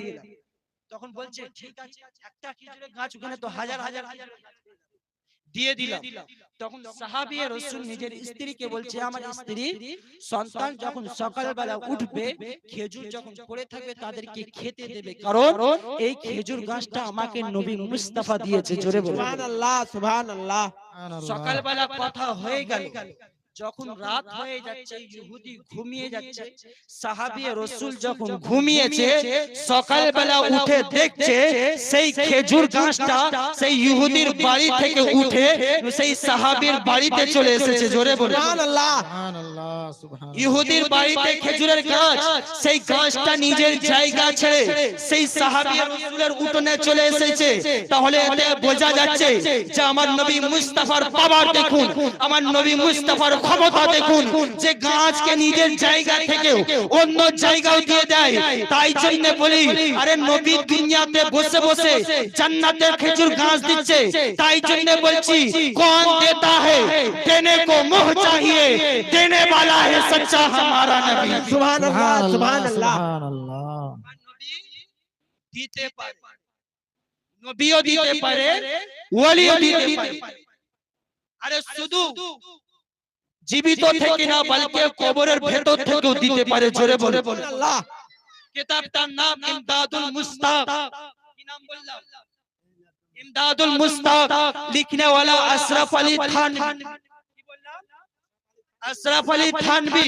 কিতাবটার নাম ইমদাদুল মুস্তাক। তিনি লিখছেন যে তানার পীর মুর্শিদ, তানার পীর মুর্শিদের মুর্শিদ হাজী নূর মোহাম্মদ চিশতি। কি নাম? হাজী, তিনি তানার মুরিদ হলেন হাজী ইমদাদুল্লাহ মুহাজিরে মক্কা। তানার পীর মুর্শিদ হাজী নূর মোহাম্মদ চিশতি, তিনি যখন ইন্তেকাল করলেন, পর্দা করলেন, তানার এক মুরিদ এসে বলছে, হুজুর, আমার বাড়িতে এক বেলা খেতে পাই, এক বেলা খেতেই পাই না। কি বলছেন? এক বেলা খাওয়া হচ্ছে, এক বেলা খাওয়া হচ্ছে না। আর কিতাবটার নাম ইমদাদুল মুস্তাক। তখন সেই কবর থেকে আওয়াজ আসছে, এ আমার মুরিদ, তুমি ডেইলি আমার কবরের মধ্যে আসবে, আমার মাজারের মধ্যে আসবে, 2 আনা নিয়ে যাবে। জোরে বলে সুবহানাল্লাহ সুবহানাল্লাহ। 2 আনা টাকা নিয়ে যাবে। তখনকার 2 আনা মানে অনেক টাকা, 2 আনা মানে অনেক টাকা, সংসার চলে যেত একদিনে। বলছে ডেইলি আসবে, আমার মাজার থেকে নিয়ে যাবে। তাহলে বোঝা যাচ্ছে, ইমদাদুল মুস্তাকের কিতাব থেকে বোঝা যাচ্ছে, যারা পীর হয় তারা কবরের ভেতর থেকেও দিতে পারে। জোরে বলুন সুবহানাল্লাহ সুবহানাল্লাহ। কবরের ভেতর থেকেও দিতে পারে। আর একটা কিতাব বেহেশতে জেওয়ার। কি নাম বললাম? বেহেশতে জেওয়ার। উর্দু উর্দু কিতাব, বাংলার বলি না, উর্দু। কিতাবটার পৃষ্ঠার নাম হলো 502 পৃষ্ঠা। কত? 502 পৃষ্ঠা। আর কি নাম কিতাবটার? বেহেশতে জেওয়ার। লিখনে वाला আশরাফ আলী থানভী। তিনি লিখছেন, এক মহিলা ছিল, মহিলা মহিলা, তার এক সন্তান ছিল। কিতাবটার পৃষ্ঠার নাম বলে দিলাম 502 পৃষ্ঠা। বলছেন সেই মহিলাটির এক সন্তান ছিল, সেই সন্তানটা রাস্তা দিয়ে হাঁটতে হাঁটতে পুকুরে ডুবে মারা গিয়েছে। পুকুরে ডুবে মারা গিয়েছে। এলাকাবাসী যখন দেখছে সন্তানটা মারা যাচ্ছে, ছেলেটা মরে গিয়েছে, তখন এলাকাবাসী তার দেহকে, তার লাশটাকে তুলেছে। তোলার পর তার মায়ের কাছে নিয়ে যাচ্ছে। মায়ের কাছে নিয়ে যাওয়ার পরে মাকে বলছে তোমার সন্তান পুকুরে ডুবে মারা গিয়েছে। মাটা হাসছে, কি করছে? হাসছে। তখন এলাকাবাসী বলছে আরে তোমার সন্তান পুকুরে ডুবে মারা গিয়েছে আর তুমি হাসছো। তখন মহিলাটি বলছে আমার সন্তান কোনোদিন মরতে পারে না। জোরে বলুন সুবহানাল্লাহ সুবহানাল্লাহ। কোনোদিন মরতে পারে না। তখন এলাকাবাসী বলছে দেখো তোমার সন্তান মারা গিয়েছে। মা বলছে কোনোদিন মরতে পারে না। তখন মাটা বলছে নিজের সন্তানের নাম ধরে বলছে আমার সন্তান উঠে পর খাওয়া দাওয়া করে নে। সেই ছেলেটা জীবিত হয়ে খাওয়া দাওয়া করতে চলে যাচ্ছে। তাহলে এতে বোঝা যাচ্ছে যে মহিলা নিজের সন্তানকে জীবিত করছে। জোরে বলুন সুবহানাল্লাহ সেই সুবহানাল্লাহ। মহিলাটি পীর ছিল না। সেই মহিলাটি, আর এই কথাটা আমার বানানো কথা নয়, কিতাবটার নাম বেহেশতে লিখনে वाला আশরাফ আলী থানভী, পৃষ্ঠার নম্বর হলো 502 পৃষ্ঠা। বলছেন সেই মহিলাটি নিজের সন্তানকে জীবিত করে দিল। করে দেওয়ার পরে এলাকাবাসী দেখছে যে তার সন্তান পুকুরে ডুবে মারা গিয়ে সে জীবিত কি করে দিল। তখন মহিলাটাকে জিজ্ঞেস করা হচ্ছে এমন পাওয়ার, এমন ক্ষমতা তোমাকে কে দিয়েছে? বলছে আমি সেটা তো জানি না, কিন্তু আমি যার মুরিদ সেহরি রহমাতুল্লাহ আলাইহি তানার মুরিদ ছিল। বলছেন যে আমার পীর মুর্শিদ এই ক্ষমতাটা আমাকে দিয়েছে, যখন কোনো মুসিবত, কোনো আপদ আমার কাছে আসলে আল্লাহর কাছ থেকে আগে আমাকে খবর পেয়ে যায়। কিন্তু আমার সন্তান যখন মারা গিয়েছে এই খবরটা আমি আগে থেকে পাইনি, তাই জন্য বললাম আমার সন্তান কোনোদিন মরতে পারে না, জীবিত আছে। জোরে বলুন সুবহানাল্লাহ। সুবহানাল্লাহ। বলে বোঝা যাচ্ছে পীরের মুরিদ, পীরের মুরিদ সে মুর্দাকে জিন্দা করছে, জিন্দা। আরে পীরের মুরিদ যদি কবরের মুর্দাকে জিন্দা করতে পারে তাহলে নিশ্চয়ই পীরও মুর্দাকে জিন্দা করতে পারে। জোরে বলুন সুবহানাল্লাহ। আরে শুধু মুর্দাকে জিন্দা করতে পারে না, আল্লাহ আমাকে যে সুন্দর চেহারা, আপনাদেরকে যে সুন্দরভাবে কে বানিয়েছে? আল্লাহ বানিয়েছে, তাই না? কুরআনে এসেছে যে মানুষকে আমি সুন্দর রূপে বানিয়েছি, মানুষকে সুন্দর রূপে বানিয়েছি। তাহলে আল্লাহ সেই সুন্দর রূপকে যদি বানিয়ে দেয়, তাহলে যদি আমরা ক্রিম লাগিয়ে যদি ফর্সা হয়, ফর্সা হব। কিন্তু কিতাবটার নাম শুনুন, ফতওয়ায়ে আজিজি। কি নাম? ফতওয়ায়ে আজিজি।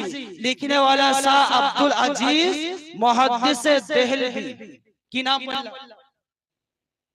শাহ আব্দুল আজিজ মুহাদ্দিসে দেহলভী। কিতাবটার নাম ফতওয়ায়ে আজিজের মধ্যে একটা ওয়াকিয়া লিখছেন যে এক পীর ছিলেন যার নাম হযরত খাজা বাকি বিল্লাহ রাহমাতুল্লাহ আলাইহি। নাম সকলে শোনা হবে, বাকি বিল্লাহ। সেই বাকি বিল্লাহর এক মুরিদ ছিল। সেই মুরিদ কাজ করত, তার হোটেল ছিল। হোটেল ছিল, তাকে সবাই নান ভাই বলতো। নান রুটি জানেন তো, যে একটু মোটা মোটা রুটি হয়, সে চুলার মধ্যে দিয়ে দেয়। এখানে আমাদের বাংলায় হয় না, বেশি বেশি ইউপিতে পাওয়া যায়, ইউপিতে পাওয়া যায় সেই রুটি নান তৈরি আর হোটেল চালাতো। সেই মুরিদটা নিজের হোটেল রাত্রির বেলা একদিন চালাচ্ছে, চালাতে চালাতে একদিন দেখছে যে আমার পীর মুর্শিদের মুরিদ অনেক দূর থেকে আমার পীর মুর্শিদের খানকাই যাচ্ছে, খানকাই যাচ্ছে। তখন নান ভাই দেখলো এখন তো অনেক রাত হয়ে গেল, আমার পীর মুর্শিদের খানকায় তো মনে হয় খাবার শেষ হয়ে গেছে। তখন এক কাজ করি, কিছু রুটি আর কিছু তরকারি এদের জন্য আমি নিয়ে যাই। একবার সকলে দরুদ শরীফ পড়ি, আল্লাহুম্মা সাল্লি আলা সাইয়্যিদিনা মাওলানা মুহাম্মদ ওয়া আলা আলি সাইয়্যিদিনা মাওলানা মুহাম্মদ। আল্লাহুম্মা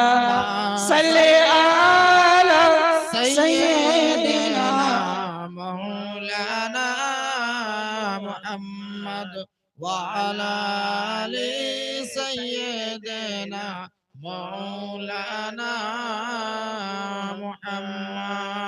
সেই محمد নান ভাই দেখছে আমার কিছু পীর ভাই রাত্রির অন্ধকারে পীরের কাছে যাচ্ছে, আর পীরের দরবারে এখন তো খানা শেষ হয়ে গেছে। তখন তখন বলছে এক কাজ করি, এদের জন্য আমি কিছু খানা নিয়ে যাই।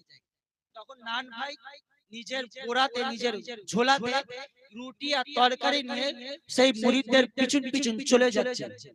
চলে যাওয়ার পরে দেখছেন যখন মুরিদরা হযরত বাকি বিল্লাহ রহমাতুল্লাহ আলাইহির কাছে পৌঁছে গেলেন, পৌঁছে যাওয়ার পরে বাকি বিল্লাহ রহমাতুল্লাহ আলাইহি নিজের মুরিদের সাথে দেখা সাক্ষাৎ করার পরে তখন নিজের মুরিদকে বলছে, আমার মুরিদ এদেরকে খাবার দাও। তখন মুরিদ বলছে, হুজুর খানকায়ে শরীফে খানা তো শেষ হয়ে গেছে। তখন পিছন থেকে সেই নান ভাই এসে বলছে, হুজুর আমি কিছু খানা এনেছি। জোরে বলুন, কিছু سبحان খানা الله এনেছি। তখন পীর মুর্শিদ দেখলো যে আমার মুরিদের জন্য খানা এনেছে, বলছে এদেরকে খাইয়ে দাও, অনেক দূর থেকে এসেছে, তাদেরকে খাইয়ে দাও। যখন নান ভাই তাদেরকে খাইয়ে দিল, তখন হযরত বাকি বিল্লাহ রহমাতুল্লাহ আলাইহি বলছেন, এ আমার মুরিদ, এ আমার নান ভাই, তুমি আমার কাছে কি চাও বলো। কি বলছে, কি চাও বলো। তখন নান ভাই বলছে, হুজুর আমি আপনার কাছে দৌলত চাই না, টাকা পয়সা চাই না, আমি আপনার মতন হতে চাই। জোরে বলুন, سبحان الله আমি سبحان আপনার الله মতন হতে চাই। তখন বাকি বিল্লাহ বলছে, আমার মুরিদ তুমি পারবে না, তুমি পারবে না, তুমি এমন করতে পারবে না। তখন নান ভাই বলছে, হুজুর আপনি বলেছেন যা চাইবে তাই দেব, আমি যেটা চাইছি সেটা দিতেই হবে। তখন বাকি বিল্লাহ বলছেন তুমি পারবে না। তখন বলছে, যখন আপনি দিতে পারবেন না তখন বললেন কেন চাও। তখন বাকি বিল্লাহ দেখছেন আমার উপরে মুরিদটা খেপে গিয়েছে। তখন বাকি বিল্লাহ কি করছেন, বল মুরিদের হাত ধরে রুমের মধ্যে নিয়ে চলে গেলেন। নিয়ে যাওয়ার পরে সেই নান ভাইকে নিজের চাদরের মধ্যে যখন মুড়ি দিলেন, চাদরের মধ্যে ঢুকিয়ে দিলেন। ঢুকিয়ে দেওয়ার পরে যখন দরজাটাকে খোলা হচ্ছে, যারা দূর থেকে মুরিদ এসেছিল আর যারা খানকায় মুরিদ ছিল তারা দেখছে এক বাকি বিল্লাহ শুয়ে আছে আর এক বাকি বিল্লাহ দাঁড়িয়ে আছে। জোরে বলে, কি আছে, এক বাকি বিল্লাহ শুয়ে আছে আর এক বাকি বিল্লাহ দাঁড়িয়ে আছে। মুরিদ চিন্তা করতে পারছেন না যে কোনটা বাকি বিল্লাহ আর কোনটা নান ভাই। তখন সেই মুরিদরা যে দাঁড়িয়ে ছিল তাকে বলছে, হুজুর কোনটা বাকি বিল্লাহ আর কোনটা নান ভাই। তখন বাকি বিল্লাহ যে দাঁড়িয়ে ছিল সে বলছে, আমি হলাম তোমাদের পীর মুর্শিদ আর এ হলো আমার গোলাম নান ভাই। জোরে বলে, سبحان الله سبحان বলছে الله তাহলে বেহুশ কেন, শুয়ে আছে কেন? বলছে সহ্য করতে পারি। আর বাকি বিল্লাহর চেহারা নিজের রূপটা নিজের গোলামের মধ্যে দিয়ে দিচ্ছে। আমার কথা নয়, ফতওয়ায়ে আজিজি লিখনে वाला শাহ আব্দুল আজিজ মুহাদ্দিসে দেহলভি। জোরে বলুন সুবহানাল্লাহ। سبحان الله তাহলে বোঝা যাচ্ছে পীর আল্লাহ আমাদেরকে যে সুন্দর চেহারা দিয়েছে সেই সুন্দর চেহারাকে আরো সুন্দর বানিয়ে দিচ্ছে। জোরে বলুন سبحان الله سبحان এমনই الله আরেকটা ওয়াক্য মনে পড়ে যায় নবী পাকের, মুসনবী শরীফ, মাওলানা জালালউদ্দিন রুমি লিখনে वाले, তিনি লিখছেন নবী পাক একদিন সফর করছেন। সফর করতে করতে তার পানি শেষ হয়ে গেছে। সাহাবায়ে কেরামের পানি শেষ হয়ে যাওয়ার পরে নবীকে সাহাবারা বলছেন, ইয়া রাসূলুল্লাহ, ইয়া হাবিবাল্লাহ, আমাদের পানি সব শেষ হয়ে গিয়েছে। নবী বলছেন তাহলে কি করা যায়? বলছে এখানে কোনো পানি নাই। নবী বলছেন, হে আলী, এই পাহাড়ের পিছন থেকে এক কালো ব্যক্তি পানি নিয়ে যাচ্ছে, তুমি তাকে ধরে নিয়ে আসবে। জোরে বলে, سبحان الله কি বলছেন? তুমি তাকে ধরে নিয়ে আসবে। মাওলা আলী মুশকিল কুশা যখন পাহাড়ের ওই পারে গেলেন, দেখলেন নিশ্চয়ই এক কালো ব্যক্তি পানি নিয়ে যাচ্ছে। মাওলা আলী মুশকিল কুশা বলছে, এ ব্যক্তি শোনো, তোমাকে আমার নবী ডেকেছে। কি করেছে? ডেকেছে। বলছে আমি তোমার নবীকে চিনি না, তোমার রাসূলকে আমি চিনি না, আমি তো তারই গোলামি করি যে আমার মালিক যে আমাকে পানি আনতে দিয়েছে, আমি তারই গোলামি করি। আমি ওই মালিক ছাড়া কোনো মালিককেই চিনি না। তখন আলী বলছেন চলো তোমাকে নবী ডেকেছে, বলছে আমি যাব না। তখন মাওলা আলী মুশকিল কুশা তার হাতকে ধরে নিলেন, আর আলী যার হাত ধরে নেবে সে কোনোদিন ছাড়াতে পারবে? আলী যার হাত ধরে নেবে কেউ ছাড়াতে পারবে? মাওলা আলী মুশকিল কুশা তার হাতকে ধরে নেওয়ার পরে সেই কালো ব্যক্তিকে নবীর কাছে নিয়ে যাচ্ছেন। নবীর সেই কালো ব্যক্তিটা যখন নবীর চেহারা দেখছেন তার চোখটা দাঁড়িয়ে পড়েছে, জোরে বলে তার চোখটা দাঁড়িয়ে পড়েছে যে এত সুন্দর চেহারা, ওয়াদুহা ওয়াল লাইলি ইযা সাজা, যার চেহারা কোরআন বলেছে এমন সুন্দর চেহারা, সেই কালো ব্যক্তিটা চোখটা দাঁড়িয়ে পড়েছে। নবী মুস্তাফা দেখলেন এর চোখটা দাঁড়িয়ে পড়েছেন। নবী বলছে এ সাহাবী যাও যাও তার মসজিদা থেকে তোমরা পানি নিতে থাকো, জোরে বলে সুবহানাল্লাহ। পানি সাহাবায়ে কেরামরা নিজেদের মসজিদা ভরে নিচ্ছে, নিজের মসজিদা ভরে নিচ্ছেন, পানি শেষ হচ্ছে না। তখন কালো ব্যক্তিটা দেখলো, দরুদ শরীফ আল্লাহুম্মা আল্লাহুম্মা সাল্লি আলা সাইয়্যিদিনা মাওলানা মুহাম্মদ ওয়া আলা আলি সাইয়্যিদিনা মাওলানা সে ব্যক্তিটা মুহাম্মদ। দেখছে যে এক মসজিদা থেকে হাজার হাজার মসজিদা ভরে যাচ্ছে, কেমন পাবার নবী। তখন গোলামটা কালো ব্যক্তিটা বলছেন আপনি কে? নবী বলছে আমার নাম হলো মুহাম্মদ, জোরে বলেন সুবহানাল্লাহ। সুবহানাল্লাহ, সুবহানাল্লাহ। তখন বলছে আমি একজনের গোলামতি করি, তার পানি নিয়ে যাচ্ছি। বলছে কত দিন থেকে পানি নিয়ে যাচ্ছে? বলছে 2 দিন লাগে যেতে আর 2 দিন লাগে আসতে। 2 দিন পানি আনতে যেতে হয় আর 2 দিন নিয়ে যেতে হয়। আমি সেই মালিকের শুধু পানি আনারই কাজ করি, অন্য কোনো কাজ করি না। তখন নবীকে বলছেন আমি দেখলাম যে একটা মসজিদার মধ্যে আপনি হাজার হাজার মসজিদা কি করে ভরে দিলেন? বললেন আমি হলাম আল্লাহর রাসূল নবী মুস্তাফা, জোরে বলেন সুবহানাল্লাহ, সুবহানাল্লাহ। ব্যক্তিটা বলছেন এক কাজ করুন, আমাকেও আপনার গোলামতিতে কবুল করে নাও। আমার নবী কি করলেন? সে নিজের চাদরের মধ্যে সেই কালো ব্যক্তিকে নিয়ে নিলেন। নিয়ে নেওয়ার পরে যখন চাদর থেকে সরাচ্ছেন সাহাবী রাসূল দেখছেন যে কালো ব্যক্তি ছিল, তার চেহারা কালো ছিল, যখন চাদর থেকে বেরোচ্ছে সে সুন্দর চেহারা হয়ে যাচ্ছে, জোরে বলে সে সুবহানাল্লাহ। কেউ চিনতে পারে না, এমন হয়ে গেল। নবী বলছেন যাও তোমার মালিকের আমানতটাকে তুমি দিয়ে আসো, তারপর আমার গোলামতি করবে। সেই কালো ব্যক্তিটা ফসা হয়ে যাওয়ার পরে উঠে চলে মালিকের কাছে যাচ্ছে। মালিক দেখছে 4 দিন হয় আসতে, 2 দিন লাগে যেতে আর 2 দিন হয় আসতে, 4 দিনের বেশি 5 দিন হয়ে গেলে এখন পর্যন্ত আমার গোলাম আসছে না কেন? সে দুটো ব্যক্তিকে পাঠানোর পরে বলছে যে দেখো তো তোমার ভাই কোথায় গেছে, আমার গোলাম পানি আনে না কেন? যে দেখছে একটা ঘোড়া সেই উট, সেই উঠি আছে, সেই মসজিদায় আছে, কিন্তু মানুষটা চেঞ্জ আছে, মানুষটা চেঞ্জ আছে। দুজন মনে করছে যে এরা আমার গোলামকে মেরে ফেলেছে। তখন কাছাকাছি গিয়ে সেই কালো ব্যক্তি যে ফসা ব্যক্তিটা পানি নিয়ে আসছিল তাকে ধরে বলছে আমাদের গোলাম কোথায়? বলছে কেন, আমি তো তোমাদের ভাই। বলছে না, সে তো কালো ছিল, তুমি তো ফসা।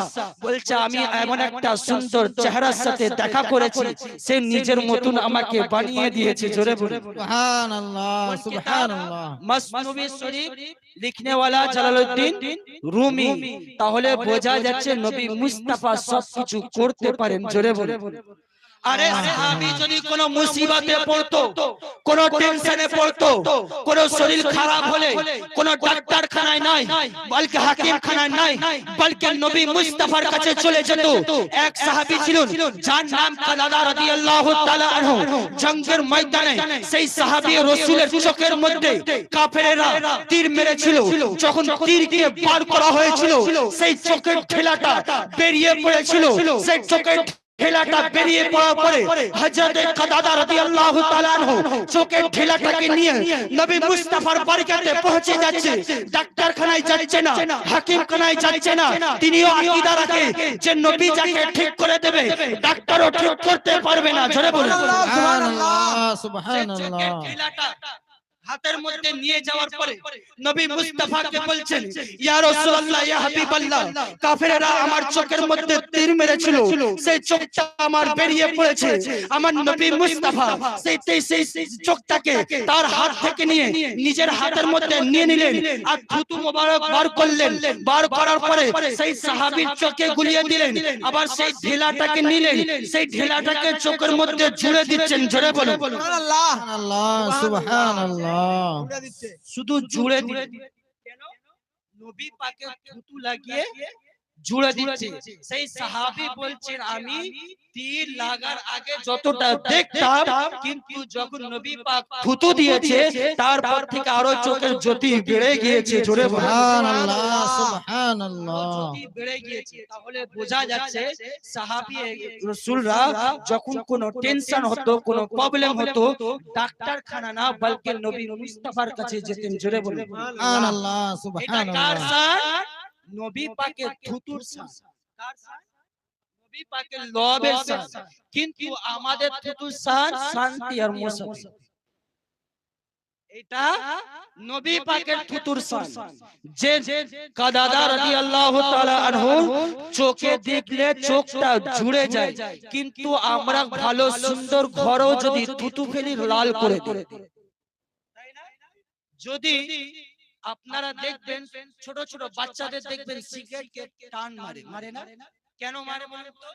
বাপ দেখছে সিগারেটকে টান মারতে মারতে ফেলে দিল, সন্তানগুলি সেই সিগারেটকে টান মারে, ছোট ছোট শেষ হয়ে যাবে। কেন মারে? আমার বাপ টান মেরেছে। তাই তো? কোনো প্রবলেম হচ্ছে নাকি?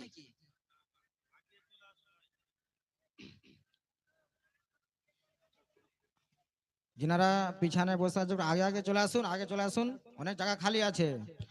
নারায়ে তাকবীর, আল্লাহু আকবার, নারায়ে তাকবীর। আকবার। আল হাদিসের আলো, ঘরে ঘরে যা, আল হাদিসের আলো, ঘরে ঘরে যা, আল কোরআনের আলো, ঘরে ঘরে যা, আল কোরআনের আলো। ঘরে ঘরে যা। আলেম ওলামা যেখানে, আমরা আছি সেখানে, আলেম ওলামা যেখানে, আমরা আছি সেখানে। দিন ইসলাম, জিন্দাবাদ, দিন ইসলাম, জিন্দাবাদ, দিন ইসলাম। জিন্দাবাদ। এটা তো নবী পাকের থুতুর শান। মাওলা আলী মুশকিল খুশার চোখ হয়েছিল, আমার নবী থুতু লাগিয়ে দেওয়ার পরে সেই চোখের জ্যোতি আবার বেড়ে গিয়েছিল। জোরে বলে সুবহানাল্লাহ। চোখের জ্যোতি বেড়ে গিয়েছিল। এটা নবী পাকের থুতুর শান। আর যদি যেটা বলছিলাম, বাপ যখন সিগারেট টানতে টানতে ফেলে দেবে, সন্তানরা সেই সিগারেটকে টান মারে। যদি মুরব্বি সে রাস্তায় বসে যদি তাস খেলে, যুবকরা কি ঘরে বসে কোরআন পড়বে?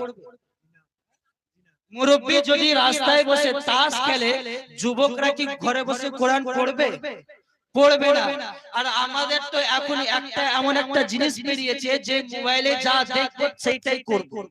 মোবাইলে আমাদের জন্য সবকিছু হয়ে গেছে।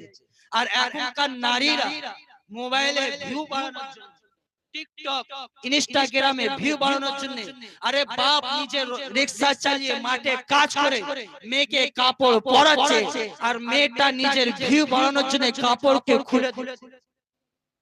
বাপ রিকশা চালিয়ে চালিয়ে মেয়েকে কাপড় পরানোর জন্য কষ্ট করে মাঠে কাজ করে, আর মেয়েটা ইনস্টাগ্রাম আর টিকটকে ভিউ বাড়ানোর জন্য, ভিউজ বাড়ানোর জন্য নিজেদের কাপড় খুলে দিচ্ছে।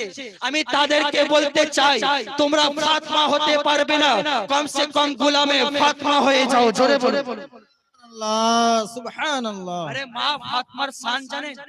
আমার বেটি, নবী বলেছেন যার বেটি তার জন্য রহমত, বলেনি যে আমার বেটি আমার জন্য রহমত। আরমান কাদরি বেটি আরমান কাদরির জন্য রহমত, ইনার বেটি ইনার জন্য রহমত, আর আপনার বেটি আপনার জন্য রহমত, সবার বেটি সবার জন্য রহমত। কিন্তু ফাতেমা কার জন্য রহমত? যিনি হলেন রাহমাতাল লিল আলামিন, তার জন্য রহমত। জোরে বলে সুবহানাল্লাহ। আরে ফাতমার শান, আরে ফাতমার যখন নাম আসবে সুন্নিরা নিজেদের মাতাকে হ্যাক করে নিতে হয়, কারণ কাল কিয়ামতের ময়দানে, হাসরের ময়দানে ফেরেশতারা বলবে আরে নিজেদের চেহারাকে হ্যাক করে নাও, তোমাদের সামনে থেকে ফাতমা যাবে। জোরে বলো। সবার সুবহানাল্লাহ। বেটি সবার জন্য রহমত, আর ফাতমা হলেন রাহমাতাল লিল আলামিনের জন্য রহমত। জোরে বলো। সুবহানাল্লাহ। আরে ফাতমা তো হতে পারবে না, কম সে কম গোলামে ফাতমা তো হয়ে যাও। আরে ফাতমার মতন তো তোমরা চলতে পারবে না, কম সে কম ফাতমার মতন তোমরা সেই আকৃতি, সেই এটা, সেই তার মতন কাপড় চোপড় পরাটা শিখে নাও, তাহলে কাল কিয়ামতের ময়দানে তোমাদের হাসর নাসর ফাতমার সাথে হবে। জোরে বলো। কিতাবটার সুবহানাল্লাহ। নাম হলো জামে মুজিজাত। কি নাম? জামে মুজিজাত। এই কিতাবটা বাংলায়ও নাই, উর্দুও নাই, আরবি। জামে মুজিজাত। সেই কিতাবের মধ্যে একটা ওয়াকিয়া আছে, মা ফাতমার শান আছে। জোরে বলে। বলছেন যে একদিন উসমানে গনি নবী পাককে দাওয়াত করেছিলেন। কি করেছিলেন? দাওয়াত করেছিলেন। দাওয়াত করে নবী পাককে খাইয়েছিলেন এবং নবীর সাথে সাথে নবীর সাহাবীদেরকেও খাইয়েছিলেন। কে? উসমানে গনি। আর উসমানে গনি নবী পাক যখন নিজের হুজরা মুবারক থেকে বেরিয়ে পড়লেন, উসমানে গনি এক একটা কদম গুনছিলেন। আর উসমানে গনির বাড়ির কাছে যখন নবী পৌঁছে গেলেন, নবী বলছেন উসমান আমার কদম কেন গুনছো? বলছে ইয়া রাসূলুল্লাহ, ইয়া হাবিবাল্লাহ, আপনার এক একটা কদম বিনিময়ে আমি এক একটা গোলামকে আজাদ করব। জোরে বলো। কি করব? সুবহানাল্লাহ। গোলাম আজাদ করব। নবী মুস্তাফা কিছু বললেন না, চলে গেলেন বাড়িতে। পৌঁছে যাওয়ার পরে দাওয়াতটা খাওয়ানো হচ্ছে। সেই দাওয়াতের মধ্যে মাওলা আলী মুশকিল খুশাও আছে। মাওলা আলী মুশকিল খুশা টেনশনে আছেন, চিন্তায় আছেন যে উসমানে গনি নবী পাকের জামাই, আমি আলীও নবী পাকের জামাই। উসমানের কাছে টাকা আছে, পয়সা আছে বলে উসমানে গনি নবীকে খাওয়াচ্ছেন, নবীর সাহাবীকে খাওয়াচ্ছেন, আমি আলীকে খাওয়াতে পারবো না। টেনশনে, চিন্তায় আছে। চিন্তা করতে করতে খাওয়া যখন কমপ্লিট হয়ে গেল, বাড়ি যখন পৌঁছে গেলেন, পৌঁছে যাওয়ার পরে মাওলা আলী মুশকিল খুশা বাড়িতে যখন প্রবেশ করছেন, ফাতমা বলছেন এ আমার স্বামী, এ আমার মাতার তাজ, আপনি এত টেনশনে কেন? এত টেনশনে কেন? বলছেন এ ফাতমা, নবী পাকের সাহাবী, নবী পাকের জামাই আমি আলী। বলছে হ্যাঁ তুমিও তো নবী পাকের জামাই। বলছো উসমানে গনি তো তিনিও তো নবী পাকের জামাই। বলছে হ্যাঁ, কিন্তু উসমানে গনির কাছে টাকা আছে, পয়সা আছে বলে উনি নবীকে দাওয়াত করে খাওয়াচ্ছে, আমি কি খাওয়াতে পারবো না? তখন ফাতমা বলছে আমার স্বামী, এ আমার মাতার তাজ, জান জান আপনি নবীকে দাওয়াত করে দেন। তখন আলী বলছেন এ ফাতমা, আমাদের বাড়িতে 3 দিন হয়ে গেছে, এখন পর্যন্ত চুলো ধরেনি, আমি ভুকা আছি, তুমিও ভুকা আছো, আমার সন্তান ইমাম হাসান হুসাইনও ভুকা আছে, আর তুমি বলছো নবীকে দাওয়াত করে দাও, তুমি খাওয়াবে কি? নবীর সাথে তো সাহাবীকেও দাওয়াত করতে হবে। ফাতমা বলছেন জান তাদেরকেও দাওয়াত করে দাও। তখন মাওলা আলী মুশকিল খুশা বলছেন এ ফাতমা তুমি খাওয়াবে কে? বাড়িতে তো কিছু খাওয়ার নাই। তখন ফাতমা বলছে এ আমি আমার স্বামী, এ আমার মাতার তাজ, আপনি কি জানেন না আমার নবী মুস্তাফা, আমার বাবা যদি আঙ্গুলের ইশারা করলে আসমানে চাঁদ টুকরো হয়ে যায়, আমার বাবা যদি সূর্যের দিকে ইশারা করে দেয় ডুবা সূর্য চলে আসে, আমি তার বেটি ফাতমা জান আপনি দাওয়াত করে দেন। জোরে বলুন সুবহানাল্লাহ। সুবহানাল্লাহ। মাওলা আলী মুশকিল খুশা দেখছেন কার বেটি বলছে? নবীর বেটি বলছে। মাওলা আলী দেখলেন না যে বাড়িতে কোনো খাবার নাই, মাওলা আলী চলে গেলেন। যাওয়ার পরে নবীকে দাওয়াত করছেন, নবীকে বলছেন ইয়া রাসূলুল্লাহ, ইয়া হাবিবাল্লাহ, আপনার দাওয়াত। নবী বলছে আলী তোমার বাড়িতে তো 3 দিন চুলো ধরেনি, তুমি খাওয়াবে কি? বলছে ইয়া রাসূলুল্লাহ, ইয়া হাবিবাল্লাহ, আমি আলী দাওয়াত করিনি, আপনার বেটি দাওয়াত করেছে। জোরে বলুন আপনার বেটি দাওয়াত করেছে। তখন নবী পাক যখন দাওয়াত খাওয়ার সময় হয়ে গেল, সাহাবী রাসূলকে নিয়ে ফাতমার ঘরেতে প্রবেশ করছেন। মাওলা আলী মুশকিল খুশা কি দেখছেন যে ফাতমা সিজদার মধ্যে, সেজদার মধ্যে, আর চুলোর মধ্যে একটা হাড়ি আছে। মওলা আলী মুশকিল খুশা মনে করলেন মনে হয় সেই হাড়িতে রান্না হচ্ছে। মওলা আলী মুশকিল খুশা খুলে দেখছেন শুধু পানি আছে, শুধু পানি, গরম পানি হচ্ছে। আপনাদেরকে যদি কেউ দাওয়াত করে গরম পানি খাওয়ান, কত দোয়া দেবেন বলুন তো আপনারা? পুরো গোষ্ঠীর যত দোয়া আছে সব দিয়ে দেবেন না? শুধু শুকনো পানি খাওয়ালে, গরম পানি খাওয়ালে, তখন আলী কি করলেন? চুপ করে বসে পড়লেন। দেখছেন ফাতেমা সিজদার মধ্যে। কোথায়? সিজদার মধ্যে। যখন সিজদা মা ফাতেমা যখন রাত্রির বেলা সিজদা করত, সারা একটা সিজদায় কাটিয়ে দিত। কিন্তু আমাদের ঘরের ফাতেমা সারা সিজদা করে না, সারা হেলাতে ব্যস্ত থাকে। কিসে থাকে? হেলাতে ব্যস্ত। আরে ফাতেমা সারা সিজদার মধ্যে ব্যস্ত।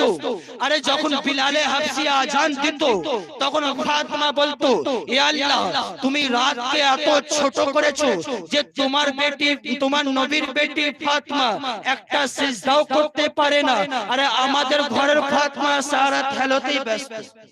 আর ফাতেমা সারা দিনে 3 কাজ করতেন একসাথে। 3 কাজ।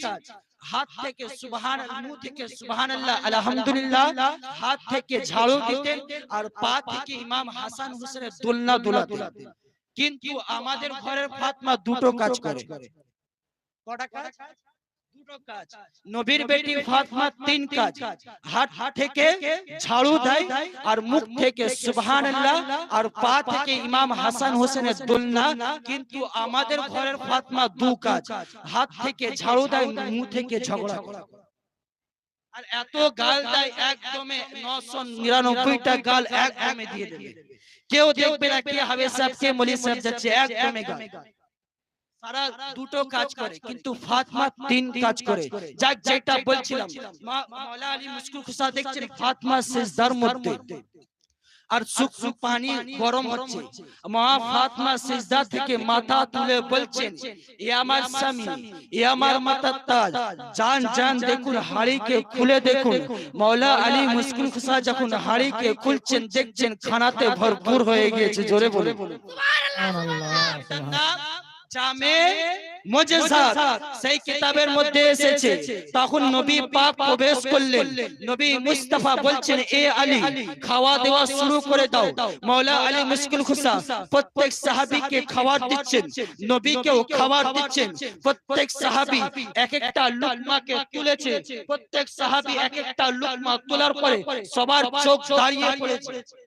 এ ওর দিকে তাকাচ্ছে, ও ওর দিকে তাকাচ্ছে। সাহাবী রাসূল বলছে, এ আলী, এর বাবরচি তুমি না ফাতেমা? কে বলছে? সাহাবীরা বলছে, এ আলী, এর বাবরচি তুমি না ফাতেমা? তখন নবী বলছেন, এ আমার সাহাবী, এর বাবরচি আলীও না, এর বাবরচি ফাতেমা না, বলকে জান্নাতের হুরেরা। জোরে বলে সুবহানাল্লাহ, সুবহানাল্লাহ। জান্নাতের হুরেরা। যখন খাওয়া দাওয়া কমপ্লিট হয়ে গেল, সাহাবী রাসূল যখন যাচ্ছেন, যাওয়ার পরে মাওলা আলী মুশকিল খুশা আবার উদাস পড়লেন, আবার টেনশনে আছেন। তখন ফাতেমা বলছেন, এ আমার স্বামী, এ আমার মাতার তাজ, আপনি বললেন উসমানে গনি দাওয়াত করেছে, আমি দাওয়াত করে খাইয়ে দিলাম, আবার কেন টেনশন, আবার কেন চিন্তা? তখন আলী বলছেন, এ ফাতেমা, তুমি কি জানো না উসমানে গনি এক একটা কদম বিনিময় এক একটা গোলাম আজাদ করেছিল? আমি আলীর কাছে গোলাম নাই, আমি কি আজাদ করতে পারবো না? তখন ফাতেমা বলছেন, এ আমার স্বামী, এ আমার মাতার তাজ, জান জান আপনি নবী মুস্তাফার কদমকে গুনতে থাকুন। নবী মুস্তাফা হাঁটছেন, মাওলা আলী মুশকিল খুশা গুনছেন।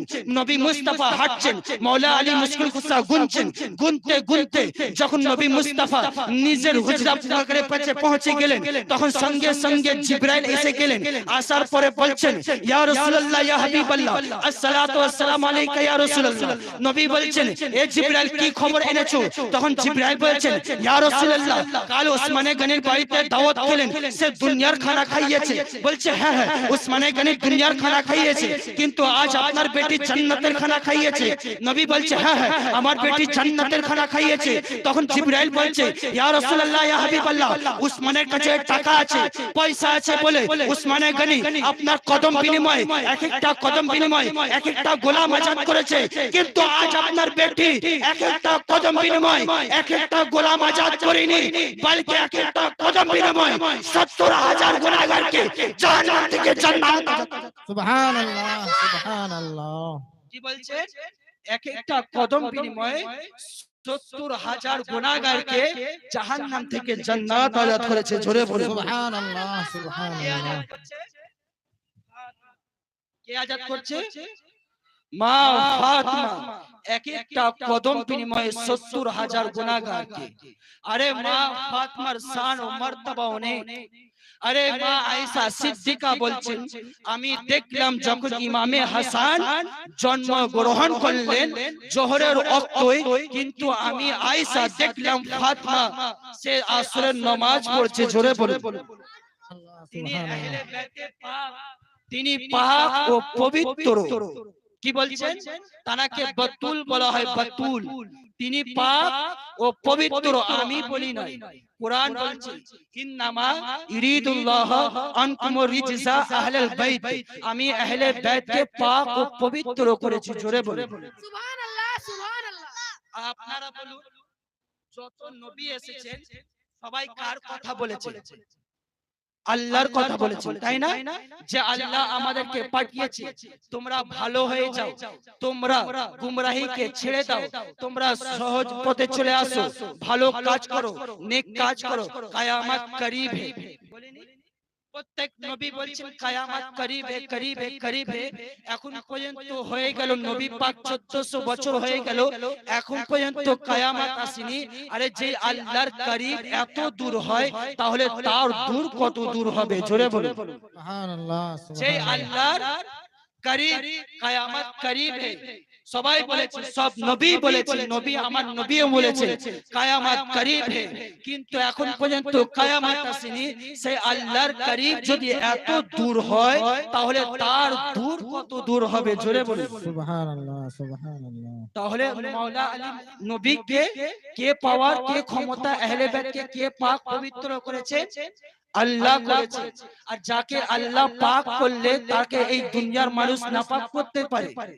কিন্তু আপনারা বলেন যে আমরা যখন জলসা দিয়ে আহলে বাইতের জিকির করি কিছু মানুষ আসতেই চায়, বলছে এরা শিয়া।